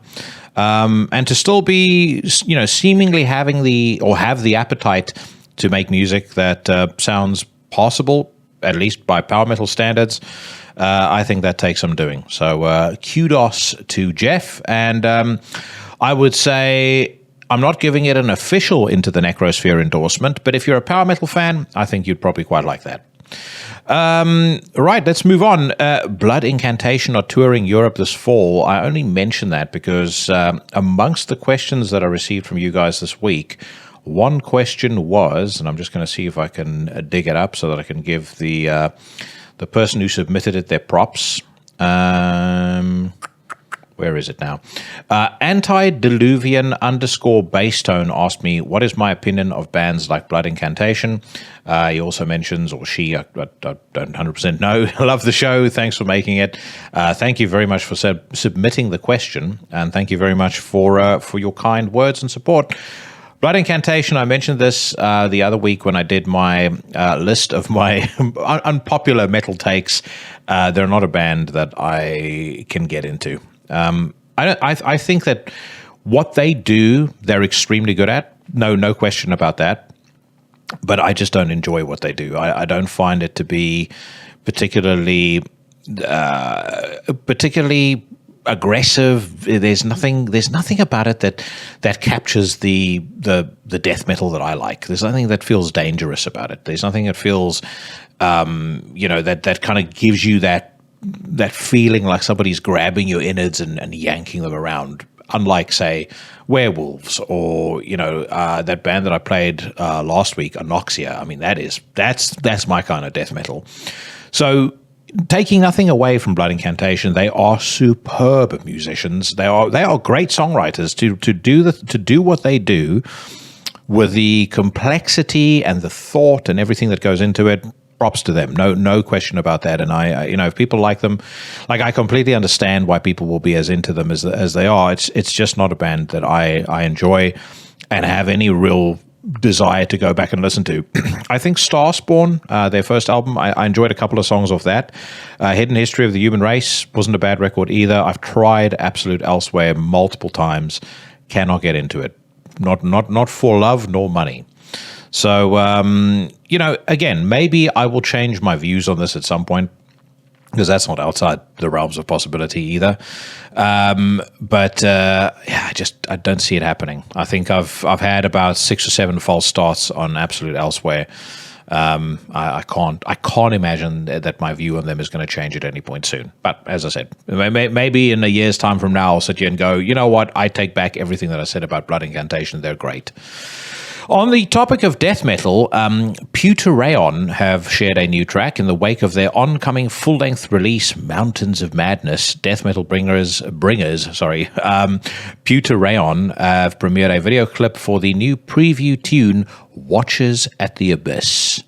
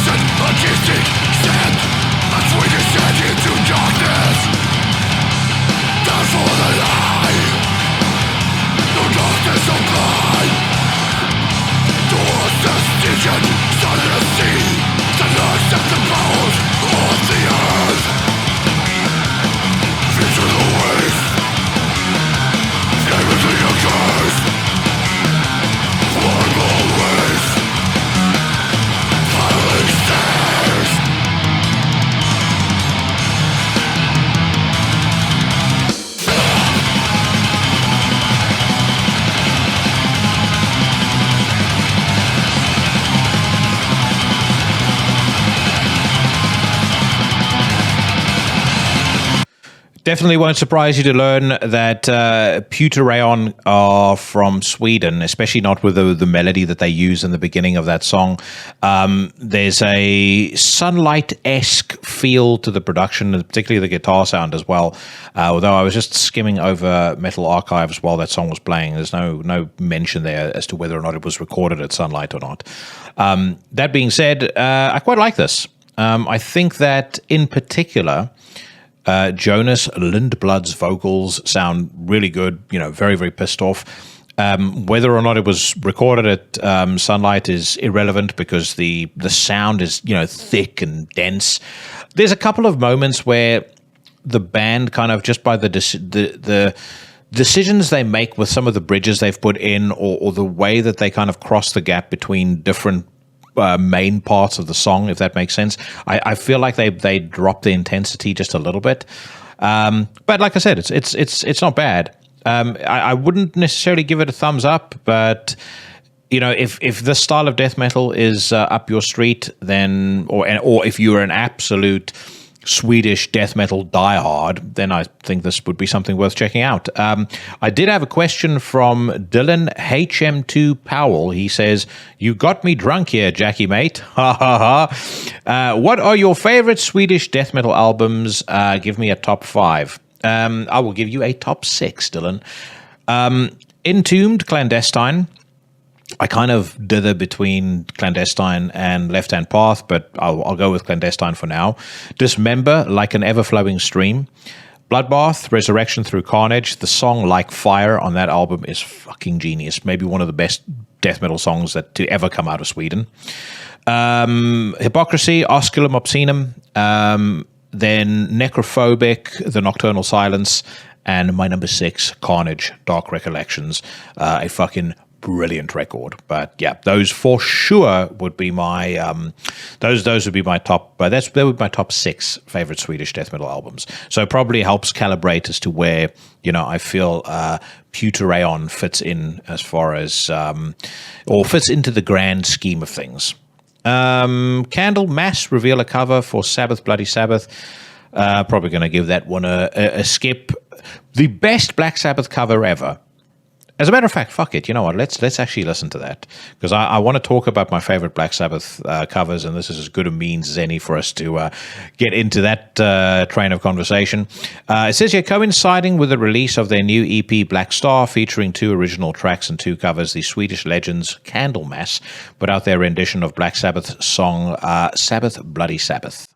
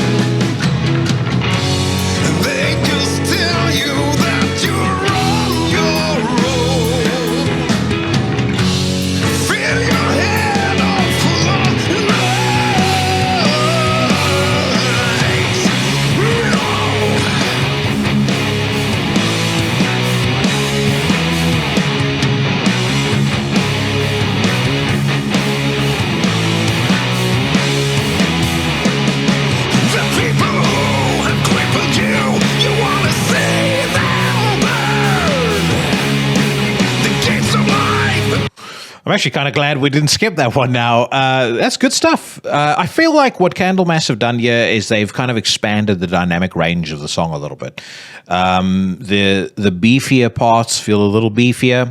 It feels like they've added a bit more muscle to the guitar. Again, modern production comes into that, I know, but they've added a bit of muscle to the song, but then they've also kind of it feels like the sound stage is slightly expanded, particularly around the sequence of the song where it slows down. Very competent cover.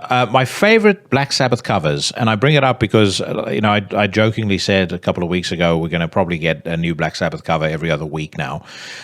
Favorite cover, no question. It's probably my favorite cover song of all time. Period. Typo Negative, their cover of the song Black Sabbath is a masterpiece, an absolute masterpiece. It is the perfect example of a band that takes a song, completely reinvents it and turns it into something that is uniquely their own. They've retained the core of the song, I feel, even though I'm sure people could make an argument to say that they've completely changed it, but I feel the core of the song is retained. They make a song that was already really dark, brooding, and haunting. I think they amp that up substantially. And then they add in their own piece right at the end with that coda that's got Steve. I was about to say Steve. It's got Pete singing "Worship the Sun, Worship No One" at the end. I mean, that is just tier 1, chef's kiss, top-notch shit. Second favorite Black Sabbath cover, more true to the original, but I think, again, the band covering it really made it their own. Would surprise nobody to learn it's "Symptom of the Universe" by Sepultura. They recorded that in the Chaos AD era, and I just thought they did a fucking phenomenal job of it. So those are my two favorite Black Sabbath covers, and probably whatever I think any other covers that I listen to, that that's the benchmark that you have to hit. I can't see anybody coming close to ever topping what Typo Negative did with the song Black Sabbath. Okay, this one looks like it may be up old Jackson Street. Kamos Warriors present a new track called Seita. It says here, following 2022's Spirit from the Void album, the Finnish black metal horde Kamos Warriors have now shared a video clip for Seita, the first single appearing on their next full-length installment, coming out later this year via Inverse Records. Additional details of the latter to be disclosed soon.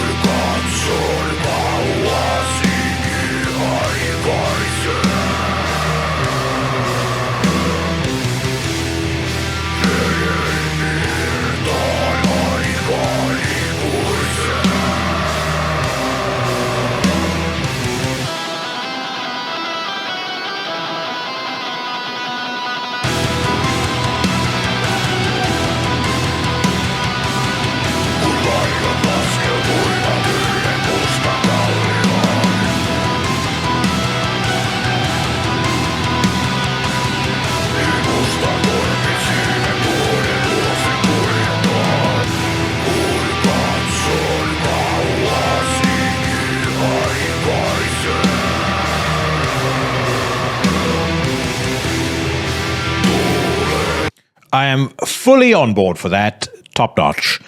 Great atmosphere, superb production.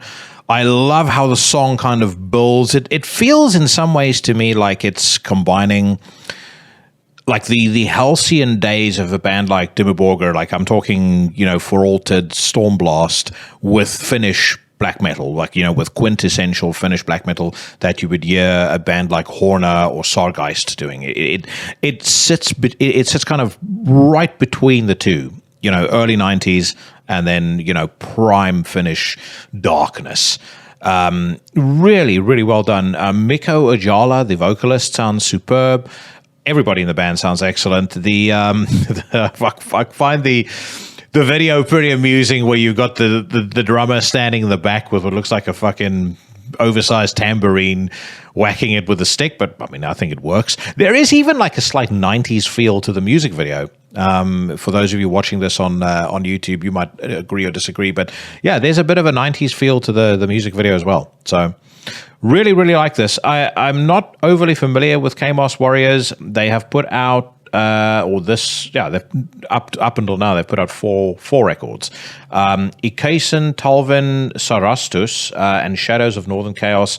Those came out in the same year, so their debut and their sophomore album both released in 2019. Kyros, that came out in 2020, and then Spirit from the Void, their previous record, that came out in 2022. Definitely albums I'm going to be digging into, and as I said, this is our first top notch of the week, no question. All right, let's get on to some more questions before we check out any more music. Overkill 1197 left me a question in the comments section on YouTube. And by the way, you don't have to only submit questions on Instagram. You can do it on YouTube, really wherever you want, as long as I can see it, as long as I can read it. Send me the questions on Facebook, Instagram, wherever you feel like. But anyway, Overkill 1197 asks, I have a queue for the news rant. Why have you not started a Patreon, and how can the Legion otherwise support the podcast? I've spoken about this before, at least to a degree, but I think probably worth me re-clarifying. So I never ever started this podcast for monetary reasons at all. It costs me right now roughly about £100 a month to keep the podcast going. That's between things like subscription costs for StreamYard, for Premiere Rush that I use for video editing, and all of the other kind of sundry costs that go along with doing the podcast. But which I don't mind doing at all. So I never ever started this because I wanted to make money, and I can't make any money because if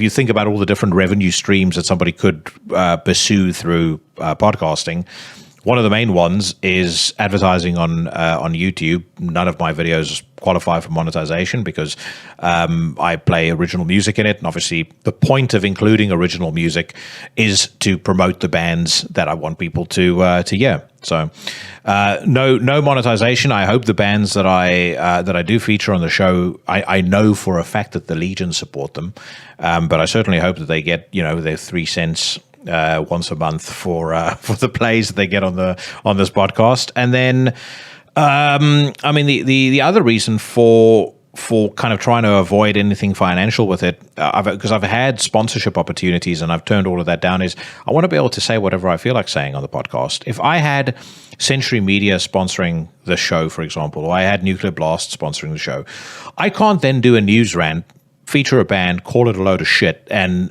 not probably have some sort of repercussions as a result.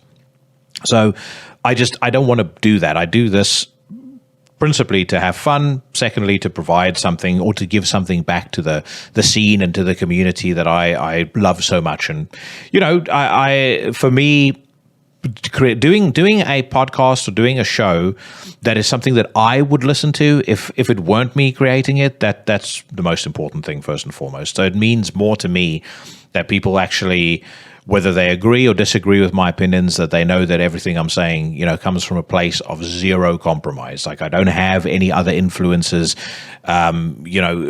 suggesting to me that I should like or shouldn't like something. So no sponsorships, no YouTube advertising, nothing like that.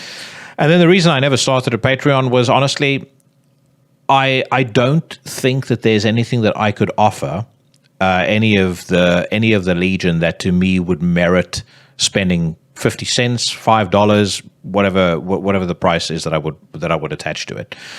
I've seen some interesting stuff that people do when it comes to Patreon. I mentioned on the Jamie Jaster podcast that he did, or the show that he was on. I wasn't on his podcast. I should probably clarify. So the show he was on last week, I mentioned that he had some of his Patreons sit in on the interview that we recorded, and I thought that was very cool. But I couldn't possibly do that with this show, because I've said this before, and anyone who's been on the show knows this. The first thing I say to anybody, any guest, is, no agenda, no set questions. We're just going to have a conversation. And if we go down any avenue of conversation that you, after the fact, want me to take out, if there's anything you want me to avoid, let me know now. So I don't think I'd be able to get people to be as comfortable as they are, is my point, if I had a sitting audience watching them. And, in fairness, I've never really had to cut down on any episodes. There's only been 2 or 3 where I've had to take stuff out. Once or twice I've jumped in and I've taken out something because I felt like the person wasn't necessarily, it was on a controversial topic and they weren't necessarily expressing themselves in a way that I felt was, I don't know, is the word flattering correct? You guys know what I mean. I just felt like they weren't helping themselves. So, I've done that. But I want guests to feel completely at ease. Whatever they say, they know if they don't want it made public, it'll stay G14 classified. So, what else could I offer you? Early access to episodes? I don't think that's really an option, because very often, a lot of the episodes that you guys see on a Tuesday, I'm busy until fucking Monday night at 11 o'clock pulling that episode together. So that's not an option. AMAs, you guys can ask me anything every single week, and I'll feature it on the news rant. So what else is there? Fuck all. I've got nothing against people that have Patreons. There's a lot of the horsemen that have Patreons, and by all means support them if you feel compelled to do it. I just don't have anything that I can offer you that is going to merit you spending any money. The only thing that I ask, and if you really want to support the podcast, here's what you need to do. If you're watching this on YouTube and you're not subscribed yet, subscribe. Always leave a comment, because the greater the engagement on an episode, the more there's the more we bump ourselves up on the algorithm. So, I don't give a shit whether you leave a bunch of fucking emojis as a comment. Just leave a comment. If you are listening to the show on Apple, then make sure that you leave me a 5-star review if you haven't done so yet. If you're listening to the show on Spotify, give the show a 5-star rating. And that's basically that. Just keep sharing it on the socials, like many of you guys do. And if you really, really want to spend some money, go to the Teespring store. Although I will say, if you bought anything off Teespring, hold on to it, because it's going to become limited edition. I'm looking for a new supplier now to do some new and different T-shirts. And by the way, I'll also, just in the sake of full transparency, say I don't really make much more than about $2 or $3 off every item that gets sold through Teespring. So part of the reason that I want to move away from them is I feel like, one, they take too big of a cut, which means that the shirts have to be too expensive. And then I think that we could maybe go somewhere and do something better, something cooler. So that's my thoughts on that. So those Teespring T-shirts, they might become a limited edition. I'll tell you guys when I finally get around to doing it. But again, any money I've made off of that, because I've been fortunate enough to sell a fair few shirts, I bought the camera. It helped part pay for the camera that I use as I'm recording this, and that's basically about what it's covered to date. So yeah, I didn't want that to be too long-winded an answer, but hopefully you guys get what I mean. I do this in the main for me, for you guys to have a fucking great show, to be something that I would want to listen to. It's why it started in the first place. And I just don't have anything that I think is worth selling. I'm certainly never going to go down the road of fucking meme coins and all the other bullshit that you see. I'm addicted to this YouTube channel called The Internet Anarchist, and he does these takedowns on YouTubers and all their scams. He had stuff about the Hawk Tour girl. He had stuff about Logan Paul and things like that. I mean, God forbid I ever get associated with that trash.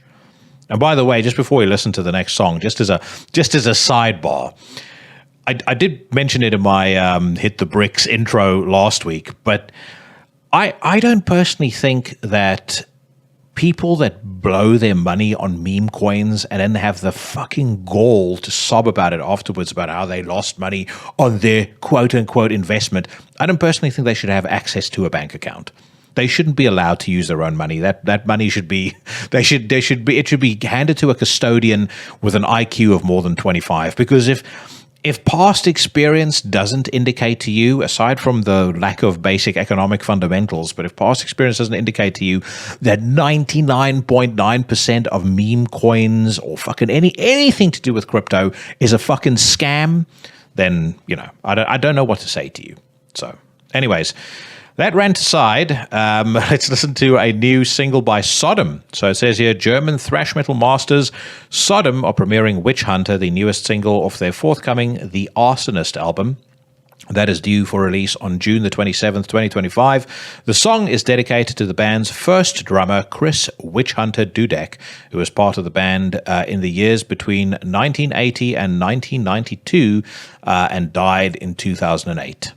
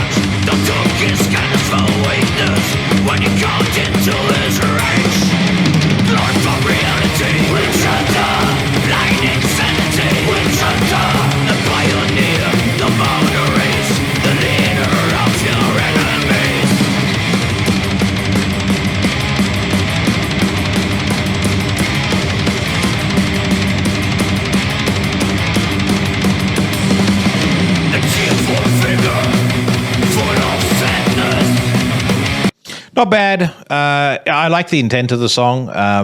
Chris's passing was unfortunate. The bloke passed away at the age of 42, and it's way too young an age for a man to die. Even if it wasn't necessarily self-inflicted, but it was, as is my understanding, it was health problems due to issues that he'd had with alcohol abuse. I like the intent of the song. Paying tribute to a fallen bandmate.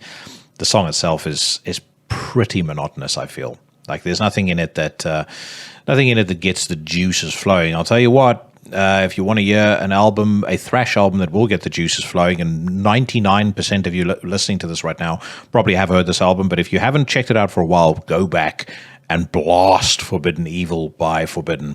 Fucking genius, absolute genius.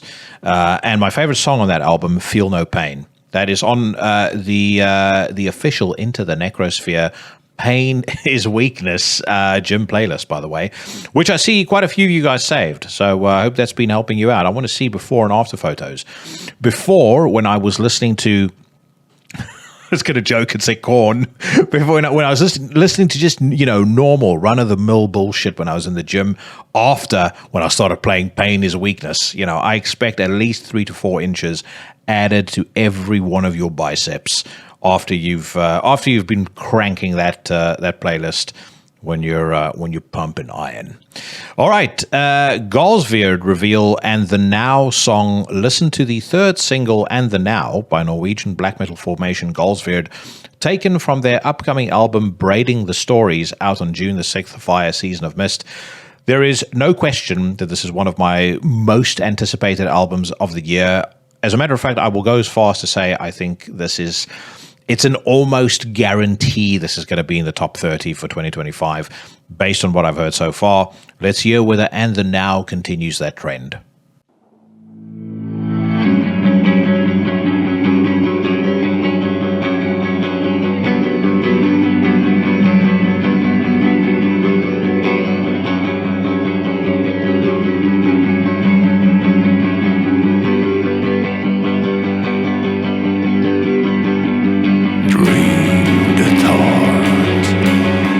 Under the stone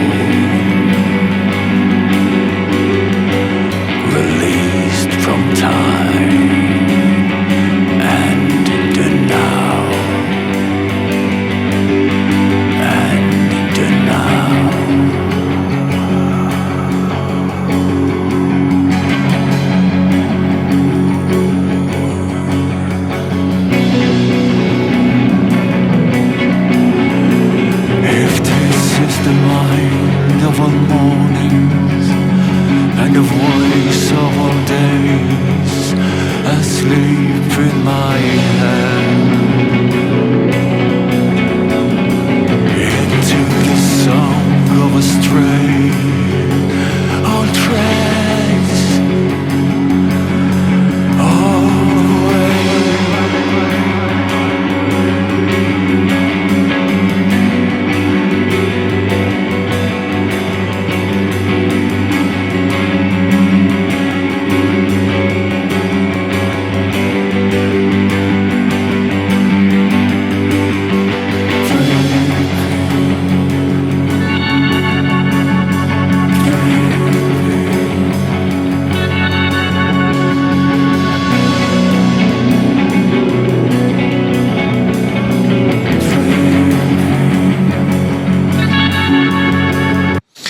As this was playing, I sat thinking to myself, this must be a segue song, kind of halfway between, two bigger songs on the record, bigger quote-unquote songs on the record. And I feel like looking at the sequencing of the record, I may potentially be right.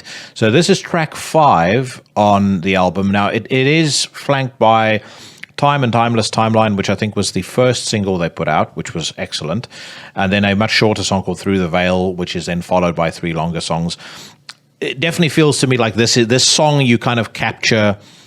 In order to properly understand it and appreciate it, you probably need to get a sense of the flow of the record first and foremost. Hopefully what I'm saying makes sense. I feel like it's sort of it's like plucking a scene out of a movie without necessarily having the correct context. That being said, I do like the song. It's, if you're sitting here going, I can't wait for some Galsweird style black metal, you probably are disappointed. Braiding the Stories, which was the second single, I believe, that was much more along the Galsweird first record sound. There's definitely a bit of a departure from that, but again, as I said, I think this is maybe missing a bit of context. As far as I'm concerned, I think it's fucking superb. I like every single thing I've heard off this record so far, and this is no different. I do like the fact that Gal is more than willing to experiment and do different stuff and, go off the beaten path, but still, especially on Galsweird, retain the essence of, what his music has always been about. I feel like the last Traldom album, much as Brother Mike absolutely loved it, I feel like that went a little too far, of course. But with this one, I feel they've got the balance just right, and I'm so excited about hearing the whole thing. I was also reminded, as I was listening to this, that Gal is based out of Bergen.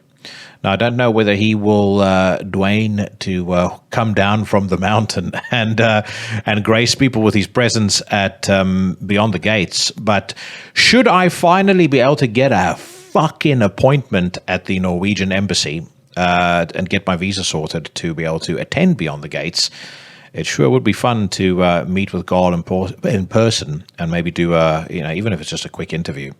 So, watch this space. I did actually reach out to Season of Mist to see whether I could get him on for this run, but no response just yet. Like I said, we'll see what can be done. I know that he's also not. He's not the most talkative dude, and I'm sure he's not exactly saying, hey, fill up my diary for the next 3 weeks with interviews. But, maybe the fact that he had a good experience on Into the Necrosphere can sway him, because, that'll be a very nice name to add to 2025. And goddamn, what a fucking incredible year this has been so far. And I can tell you right now, there's a lot more good stuff coming. I'm busy lining up what the schedule is going to look like for Fortress. But I'm hoping to at least get, 2-3 decent in-person interviews there. I haven't actually done one this year so far. Then Bergen should have a couple of good stuff coming. I've already caught wind of a couple of bands that are coming later this year to the UK, and I will definitely be getting in-person record in-person interviews with them. So, I want to make sure that this year is fucking, sets a tall benchmark, a tall order for 2026.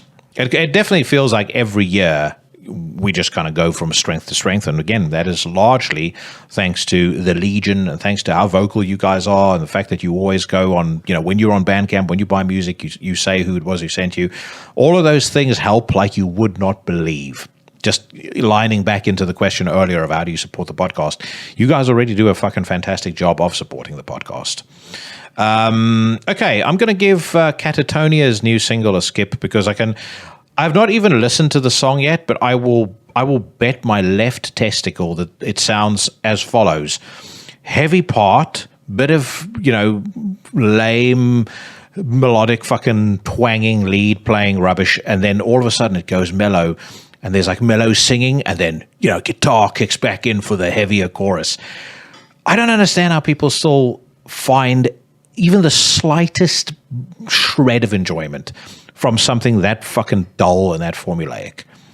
And again, I know there's a lot of fans of that band. I am not one of them. Not at all. The last good thing they did was The Discouraged Ones. Beyond that, everything else was boring fucking crap. Gruesome have presented a brand new single called Silent Echoes. Says here, Florida-based death metalers Gruesome have unleashed Silent Echoes, the newest single and title track off their upcoming LP release, Silent Echoes. Let's give it a spin.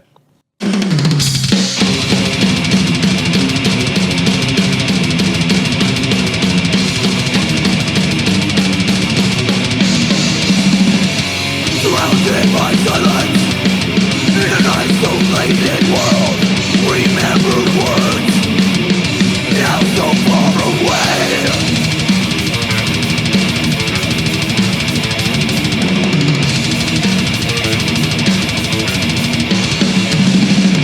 Senses displaced, context erased, slipped in a maze of formlessness.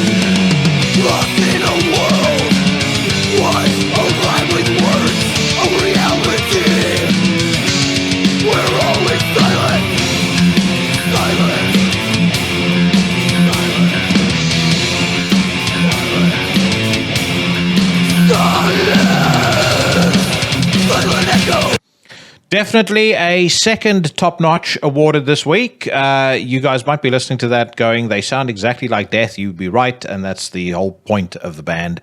Gruesome, of course, features Matt Harvey of Exhumed and Gus Rios, who's played drums for a ton of bands, including Divine Empire, Malevolent Creation, Cult of Azazel, and many others. It kind of feels like they've progressed beyond paying tribute to Scream Bloody Gore, Spiritual Healing. We're now in the individual thought patterns and human phase of the tribute, and I'm here for it. I think it sounds great. Matt Harvey sounds superb. Like, if you're going to do a tribute to a certain band or a certain style of music, this is the way to do it. It sounds unique enough to not sound like a total ripoff. It strikes the balance between tribute and like a standalone band. That's probably that's the best way to articulate it, I think. I think the only slight complaint that I would have is that maybe the guitars sound a little thin, and maybe the drumming is a little bit too prominent in the mix. At least that's how it sounds in these cans. But yeah, outside of that, I've got no complaints about it whatsoever. I love it. I think it's superb. And again, that might be the recording, or it might be the upload. There's any number of reasons as to why it might sound like that. By the way, just on the topic of cans, if you are, I would speculate and say if you live in the States or the UK or Australia, you might be inundated at the moment on Facebook with ads for this new fucking heavy metal headphone called Heavies. And I've not heard them myself. I'm sure that they sound okay. They definitely know vocals. And again, if you would, I would just wager that if you're going to spend the £230 that they cost here in the UK, or I think they're $250 in the US, you might also want to at least do yourself a favor and check out the Bowers & Wilkins PX7s, which you can get for around about that price if you time it right before you make your purchasing decision. But, you know, that aside, if you want to see pathetic on pathetic beta masculinity in action, just have a skim through some of the comments on some of those ads. There was one guy that I saw who's UK based. I won't mention his name and I won't share my screen to out the bloke, but you know, I'm not that horrible. But this guy posted 7 or 8 times a variation on the following comment. Yes, looks really good, but I just don't have the money for it right now. Or, you know, looks great, but I just can't justify the cost. Oh, I missed out on a pair on eBay, but I'll try again next time.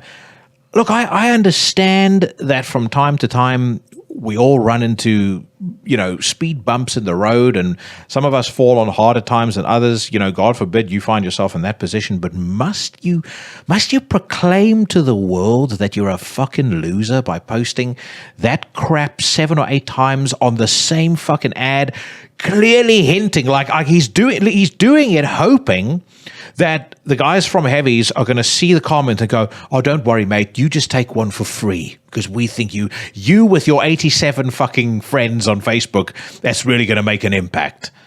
Good God.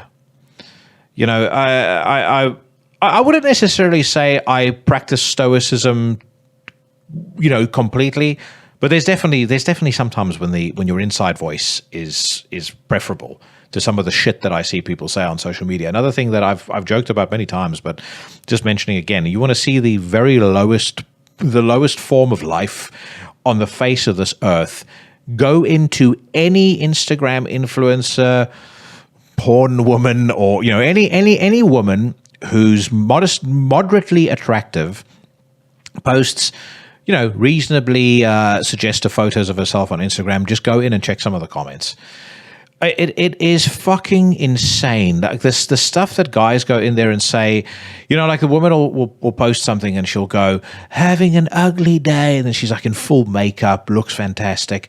Then you'll see like 7 or 8 just double-chinned losers writing there. You know, double-chinned losers, and it's those dudes who their profile photos is like the worst angle of selfie that you could possibly imagine. It's all grainy. It looks like it was photographed on the very first ever Nokia camera phone. It's like the worst photo ever, but they'll all be like, oh, hun, I'm here if you need to talk. Oh, babes, you're beautiful inside and out. Those guys should be loaded onto a fucking van, driven out into the desert, and just left there. All right, let's get to another question before we listen to some more music. Let's dig up one from the pile. Grind Your Mind 77 asks, did Juster ask you not to talk about Chris Beatty? Chris, of course, was one of the founding members of Hatebreed. He's no longer in the band, left in 2024. No, he didn't. I did ask him the usual question: is there anything that you want me to avoid? And he said no. So I didn't bring it up. I mean, there's certain things that you guys probably have noticed I will intentionally avoid in conversation. You know, like when somebody had a bandmate that passed away. As an example, this wasn't the case with Chris, but like something like that, I just won't poke at it because I feel like it's not my business. If they bring it up voluntarily, yes, we'll talk about it. If I feel comfortable that the conversation's moved in a direction where we can talk about those things, I'll bring it up. But generally speaking, I'll avoid things that are too personal because much as it may make for great entertainment, I'm certainly not going to. I'm not going to build entertainment, and I don't need to build an interview that's enjoyable to listen to on the back of somebody else's misfortunes. But yeah, no, to answer your question, Grind Your Mind, he didn't mention it, and I didn't think to bring it up. Metal Sheck asks, top 5 musicians you'd like to be on a desert island with, caveat, they cannot be your friends. You know me well, Metal Sheck, because it would probably have been my friends, but if it's going to be people that I don't know and I can choose anybody that I want, I probably have to go with folks that I know are going to be able to tell me many good stories. So it'll be tenured individuals. Top of that list would be Vinny Stigma, because I think that bloke has got stories for days. He was on Jamie Jaster's podcast a couple of weeks ago. Fucking brilliant episode if you haven't heard it yet. I'd have to get James Hetfield on as well. Obviously, part of our conversation will be about me berating him for turning into a fucking weakling. Chuck Billy, I'd have to get on there as well.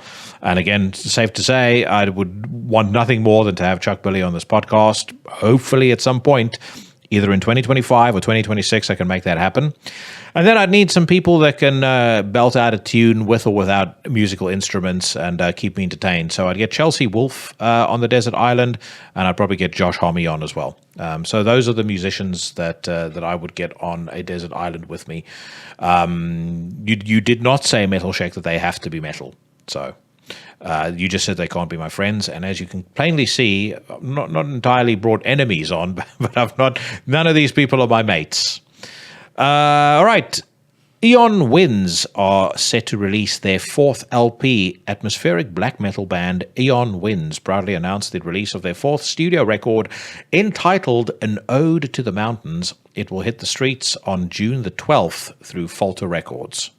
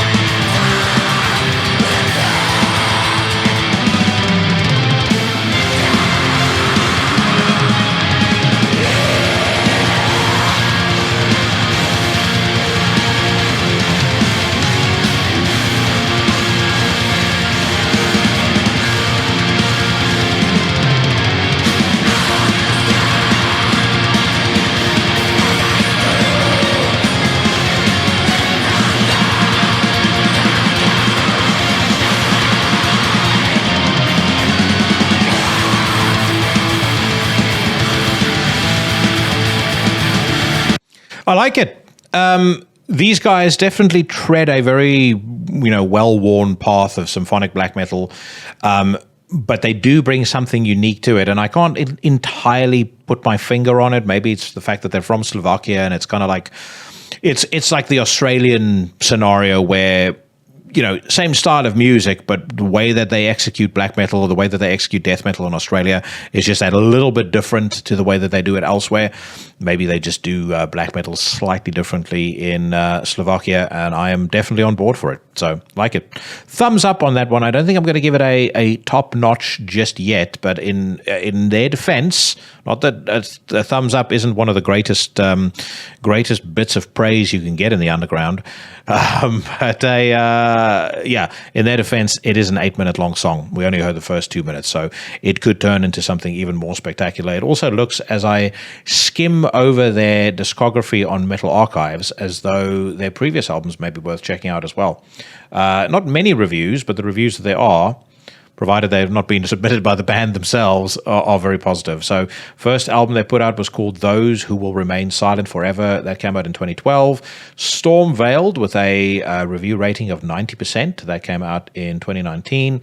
Night Sky Illuminations 2023. That's got 92%. And obviously then this new one is coming out as well. So yeah, I like that very much. Definitely a band I think that I may end up looking into a little bit more at some point as well. Let's see if there's anything else to listen to before we check out a couple of bits on the blabbermouths and the lamb goats and whatnot. Full of Hell have revealed another single. It says here, Full of Hell have dropped their latest single, the title track from their forthcoming EP, Broken Sword, Rotten Shield. You can listen to it below. The EP is set for release on May the 16th via closed casket activities.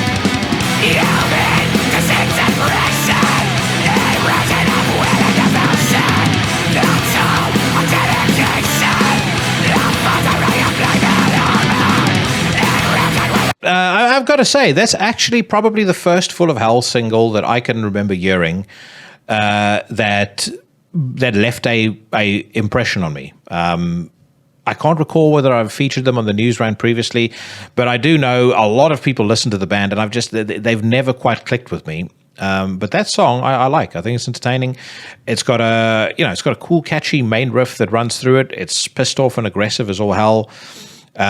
For this style of music, I don't know whether you would draw a direct comparison to Call of the Void, but Call of the Void is vastly superior in my mind to this. But I don't mind it at all. That little mid-tempo groove that we hit there, that wasn't bad either. So yeah, good stuff. Very good stuff.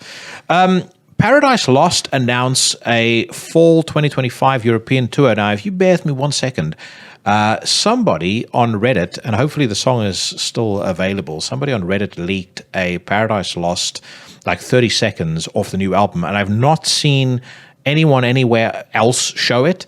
So let me bring that up, and I'll let you guys hear what it sounds like. All right, I've got it. It's on the official Paradise Lost Reddit. Now, it may be on YouTube because it looks like an embedded video. But as I said, I've not seen any other news websites comment on it yet, report on it. I don't think I've seen this on, at least at the point that I'm recording this, I don't think I've seen any of this on their Instagram or their Facebook. So, it could very well be that this is AI Paradise Lost. If it is, it's a damn good fucking effort at doing it, because it certainly sounds like the real deal. And as you're about to find out, I think it sounds pretty fucking special. Racing on holy waters, cleanse me. And on his agony.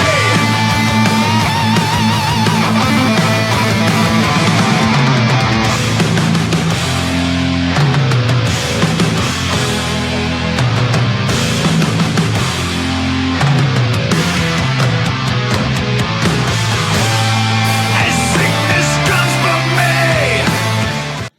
So one thing that I would like to state right now is that I was correct. The new Paradise Lost album is going to follow a Icon, Draconian Times type sound. Yes, that's only 30 seconds. I will be very, very surprised if we hear more Death Doom on this album. It's like I've said before. On that last album, it felt to me like this was the direction that they wanted to go down, and they didn't, because for whatever reason, maybe pressure because of how well Medusa and Obsidian Shrine did.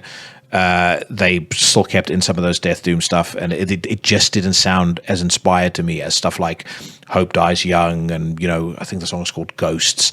The music of this style on the previous Paradise Lost record. So my view is they're going to go down. I always said they were going to go down this route with a new album. Sounds like they have, and I'm on board for it. I like what I'm hearing so far. You guys tell me what you think in the comments, but it also seems that, they've now confirmed that their new album is going to be called Ascension, and that it arrives later in 2025. Might see if I can get an interview with one of them. Somebody actually asked me about this in the comments last week, I think, getting somebody from Paradise Lost on to do a breakdown of every one of the albums. I think if based on who I know would be more open to that idea, probably Aaron Edie is going to be the guy to do it with. But I'll see if I can do that. And maybe I'll see if I can get the guys together, or one of the guys at Beyond the Gates. Again, if I go, because as it seems right now, trying to get a fucking appointment at the Norwegian embassy is next to impossible. I don't know why, but you just can't do it. So I'm looking every single day for availability to get my fucking visa done so that I can go. If I can't, by this year, next time, I will be a full-fledged British citizen, so I won't have this problem again. But anyway, not to belabor you guys with my pains and sorrows. One thing I did want to talk about very quickly before we fully wrap up. This isn't on Blabbermouth or Lambgoat. This is something I picked up on Metal Addicts. And it is Machine Head reaching another low in a career that has already taken a very, very steep dive from the heights of Burn My Eyes and The More Things Change. So the website is Metal Addicts. We are seeing, there's a photo here of Rob standing with what looks like 2 water pistols over his shoulder, looking tough. The headline, Machine Head clash with Metal Forces magazine over scathing, unatoned review. Go fuck yourselves. The gist of it is apparently Machine Head didn't like the fact that Metal Forces gave the album a 3 out of 10 rating. And posted on their Instagram, go fuck yourselves. Metal Forces are quoted here as saying about the record, never as a band sounded so sanitized and soulless, which is saying something when you consider how bad some of Machine Head's discography is. I, of course, completely agree with that, because the one song that we featured on here was fucking terrible. And really, since The More Things Change, they have not put out anything that exceeds 2 out of 10, with the exception of Imperium, which had 1 or 2 okay songs on, but everything else was fucking dreadful. Anyways, just a couple of quotes here from the article, because I thought this was quite funny. The review, written by Metal Forces contributor Neil Arnold, shout out to Neil, is unapologetically critical. I don't know him, by the way, but shout out to him anyway. While it opens with some nostalgic praise for Machine Head's 1994 debut Burn My Eyes, it quickly pivots into an indictment of the band's career trajectory. Arnold accuses frontman Rob Flynn of genre hopping and lacking authenticity. A fair call-out, I would say, calling out previous albums like Supercharger and Catharsis as audible monstrosities, and he describes Unatoned as dull and soulless. No question the Supercharger is a monstrosity, and Catharsis is so bad it borders on parody. If somebody wanted to, use AI and come up with a band to say, let's create a band that sounds like Machine Head but actually takes the piss out of Machine Head, Catharsis is the album that they would have released. Despite briefly acknowledging promising moments like the opening track Atomic Revelations, Arnold dismisses much of the album as derivative, unfocused, and lyrically cringeworthy. Once again correct, because if there is something that 35 IQ Rob Flynn cannot write, it's lyrics. He takes particular aim at tracks like Bleeding Me Dry and Addicted to Pain, calling the former cheese with an even cheesier topping and labeling the latter as one of the worst lyrically in the band's catalog. Even the band's sonic variety, flashes of metalcore, new metal, and orchestral elements is framed as disjointed rather than innovative. I don't know why, if you're in a band at this level, you would take such umbrage with a relatively small website like Metal Addicts that you have to post something like that. I mean, that to me just speaks of a deep sense of insecurity, and it's not, frankly, a very attractive quality. somebody who's confident in what they do is they don't have their feelings, and this is true of life as much as it is for any artistic endeavor. They don't have their mood, they don't have their convictions, they don't have their motivations dictated to them by something that somebody else says. And that's something where I'll tip my hat to Nurgle. Yes, I am super critical about him on this podcast. But one thing that I'll give him props for, and if you go and watch the Metal Injection interview that he recently did in Necrosphere, it's actually not bad. He makes a couple of good points. Many I disagree with, but what you can definitely say about him is he doesn't let the criticism that has, I would say mounted in volume over the last couple of years, he doesn't seem to let that get to him. Certainly, if you judge by the new music, he's definitely not taking it to heart, because the new album, with the exception of this latest single, is mid at best. But he still stands by the strength of his convictions in a way where he doesn't feel like he needs to lash out and overcompensate when somebody disagrees with him or says that they don't like what he does. Machine Head, of course, vastly different band, and this isn't the first time that old Flynn has lashed out at fans or lashed out at the press for saying anything mean about him. Just goes to prove even more so that the band fucking stinks. Okay, so over on Metal Injection, we've got this article that I wanted to check out. Sanguisugabog and Pig Destroyer members unveil a new band called Bludgeoned by Deformity. Their debut single features some extra guitar work from Chris Basile from Pyrexia. It says here, Bludgeoned by Deformity is the super brutal new band featuring vocalist Devin Swank. He is, of course, in Sanguisugabog as well as Earthburner. Bassist Ethan Buttery of Jive Bomb and Sinister Feeling. Drummer Adam Jarvis of Pig Destroyer, Misery Index, The Mighty Scour, and guitarists Braden Studebaker and Andre Pickens. So stacked with talent, and particularly stacked with talent for brutal music. There's a song here called False Deliverance of their forthcoming EP entitled Epoch of Immorality. Let's hear what this sounds like.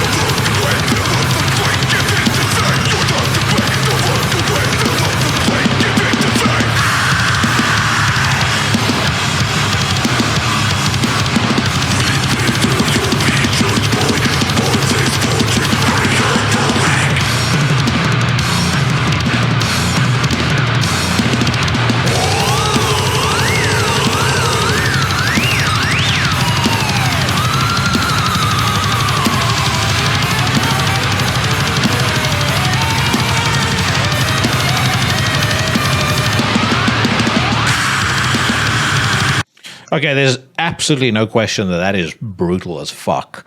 At the moment, though, I'm not entirely convinced. It's definitely not. They don't fall in the camp of all show and no go. It is convincingly aggressive and heavy, but it's lacking a certain something, just a certain nastiness. It's like a dude with muscles, but he's not necessarily there's a difference between a guy that's got a lot of muscle and Vitor Belfort from the steroid days. And anybody who watches MMA knows exactly what I'm talking about now. Vitor Belfort from the steroid days had muscle and he looked like he could fucking murder you. Some lughead at the gym just has muscle, but he's not necessarily dangerous. So maybe this is lacking a bit of danger for me, but who knows? The full length album, the whole EP might end up sounding sounding a lot better. Certainly sounds promising, but like I said, not entirely convinced. All right, I'm going to wrap up with a question. Kelu666 asks me, in the same way that bands that blew up in the 80s went through a bad time during the 90s and tried to reinvent themselves, do you think there are any bands or even entire subgenres that are currently at their lowest but could come back? Okay, so these bands aren't at their lowest, but I've got two examples for you that I think with the right direction and the right platform, they could come back and be fucking huge, at least relatively speaking. First band, Wasp. Now, obviously, they're doing their first album tour, and they're still big, but there is a lot of love for Wasp in the underground in particular. And I would say, in the way that Jamie Jaster did those Dee Snider recordings, if he could do an album with Blackie Lawless and Wasp, I think he could do something fucking great. And I think Wasp could be, they would definitely elevate their profile, if nothing else. So Wasp is one that I think, in the right circumstances with the right material, I think could be big. But here's the other one, and it is salient to bring it up because I'm also going to close off with a song by this band, which is why I saved this question to last. Red Harvest. Spoken about them many times on the podcast. One of the most criminally underrated bands in the history of metal music. They're from Norway, but not black metal. They did, very dense industrial, kind of dark, electronic metal. Very hard to try and describe. Their last album, A Greater Darkness, had a bit of a Neurosis influence to it as well. But albums like Internal Punishment Programs, Cold Dark Matter, that was very industrial, but industrial in a way that I don't personally think, I can't think of another band that sounded anything like them. So fucking phenomenal band. They are apparently still active, and I think I'd seen a article dating back to, or post, sorry, on Facebook dating back to 2017 where they suggested they were working on new material, but nothing like that has come about. But good God, if this band were to just get, again, the right label, right quality material, right studio, if the stars were to align, I think Red Harvest could also be something big. Certainly bigger than they were. I never got to see them live, unfortunately, but my friend Errol saw them in London back in the day, and I remember him saying there were like 25 people in the room, which just blew my mind because they don't have a bad album, especially everything from Hybrid onwards, which is kind of where they fully transitioned into the industrial side of things. They were just fucking incredible. We're going to listen to a pretty incredible song to close things off their album Cold Dark Matter that was released by Samoth's record label Nocturnal Art Productions back on May the 29th, 2000. We're going to listen to a track called Death in Cyborg Era. Make sure you listen to this thing through from start to finish because it is a fucking odyssey and one of the greatest songs that this band ever recorded. Therefore, you know that it is top-notch. Friends, I want to say thank you very, very much for checking out the podcast. As always, if you've made it all the way to the very end, I hope you enjoyed it. I will be back next week. Joan from the band Jade is going to be my guest, and we had us a really fun conversation. Joan was, I think, a little bit nervous, but I soon relaxed him when we spoke about the band, and we spoke a lot about the Spanish scene and discussed why Spain never quite had its Rotting Christ or its Moonspell, one of the flagship bands that all of these different countries have had over the years. Fascinating dude and a genuinely sincere guy whose band I think is fucking great.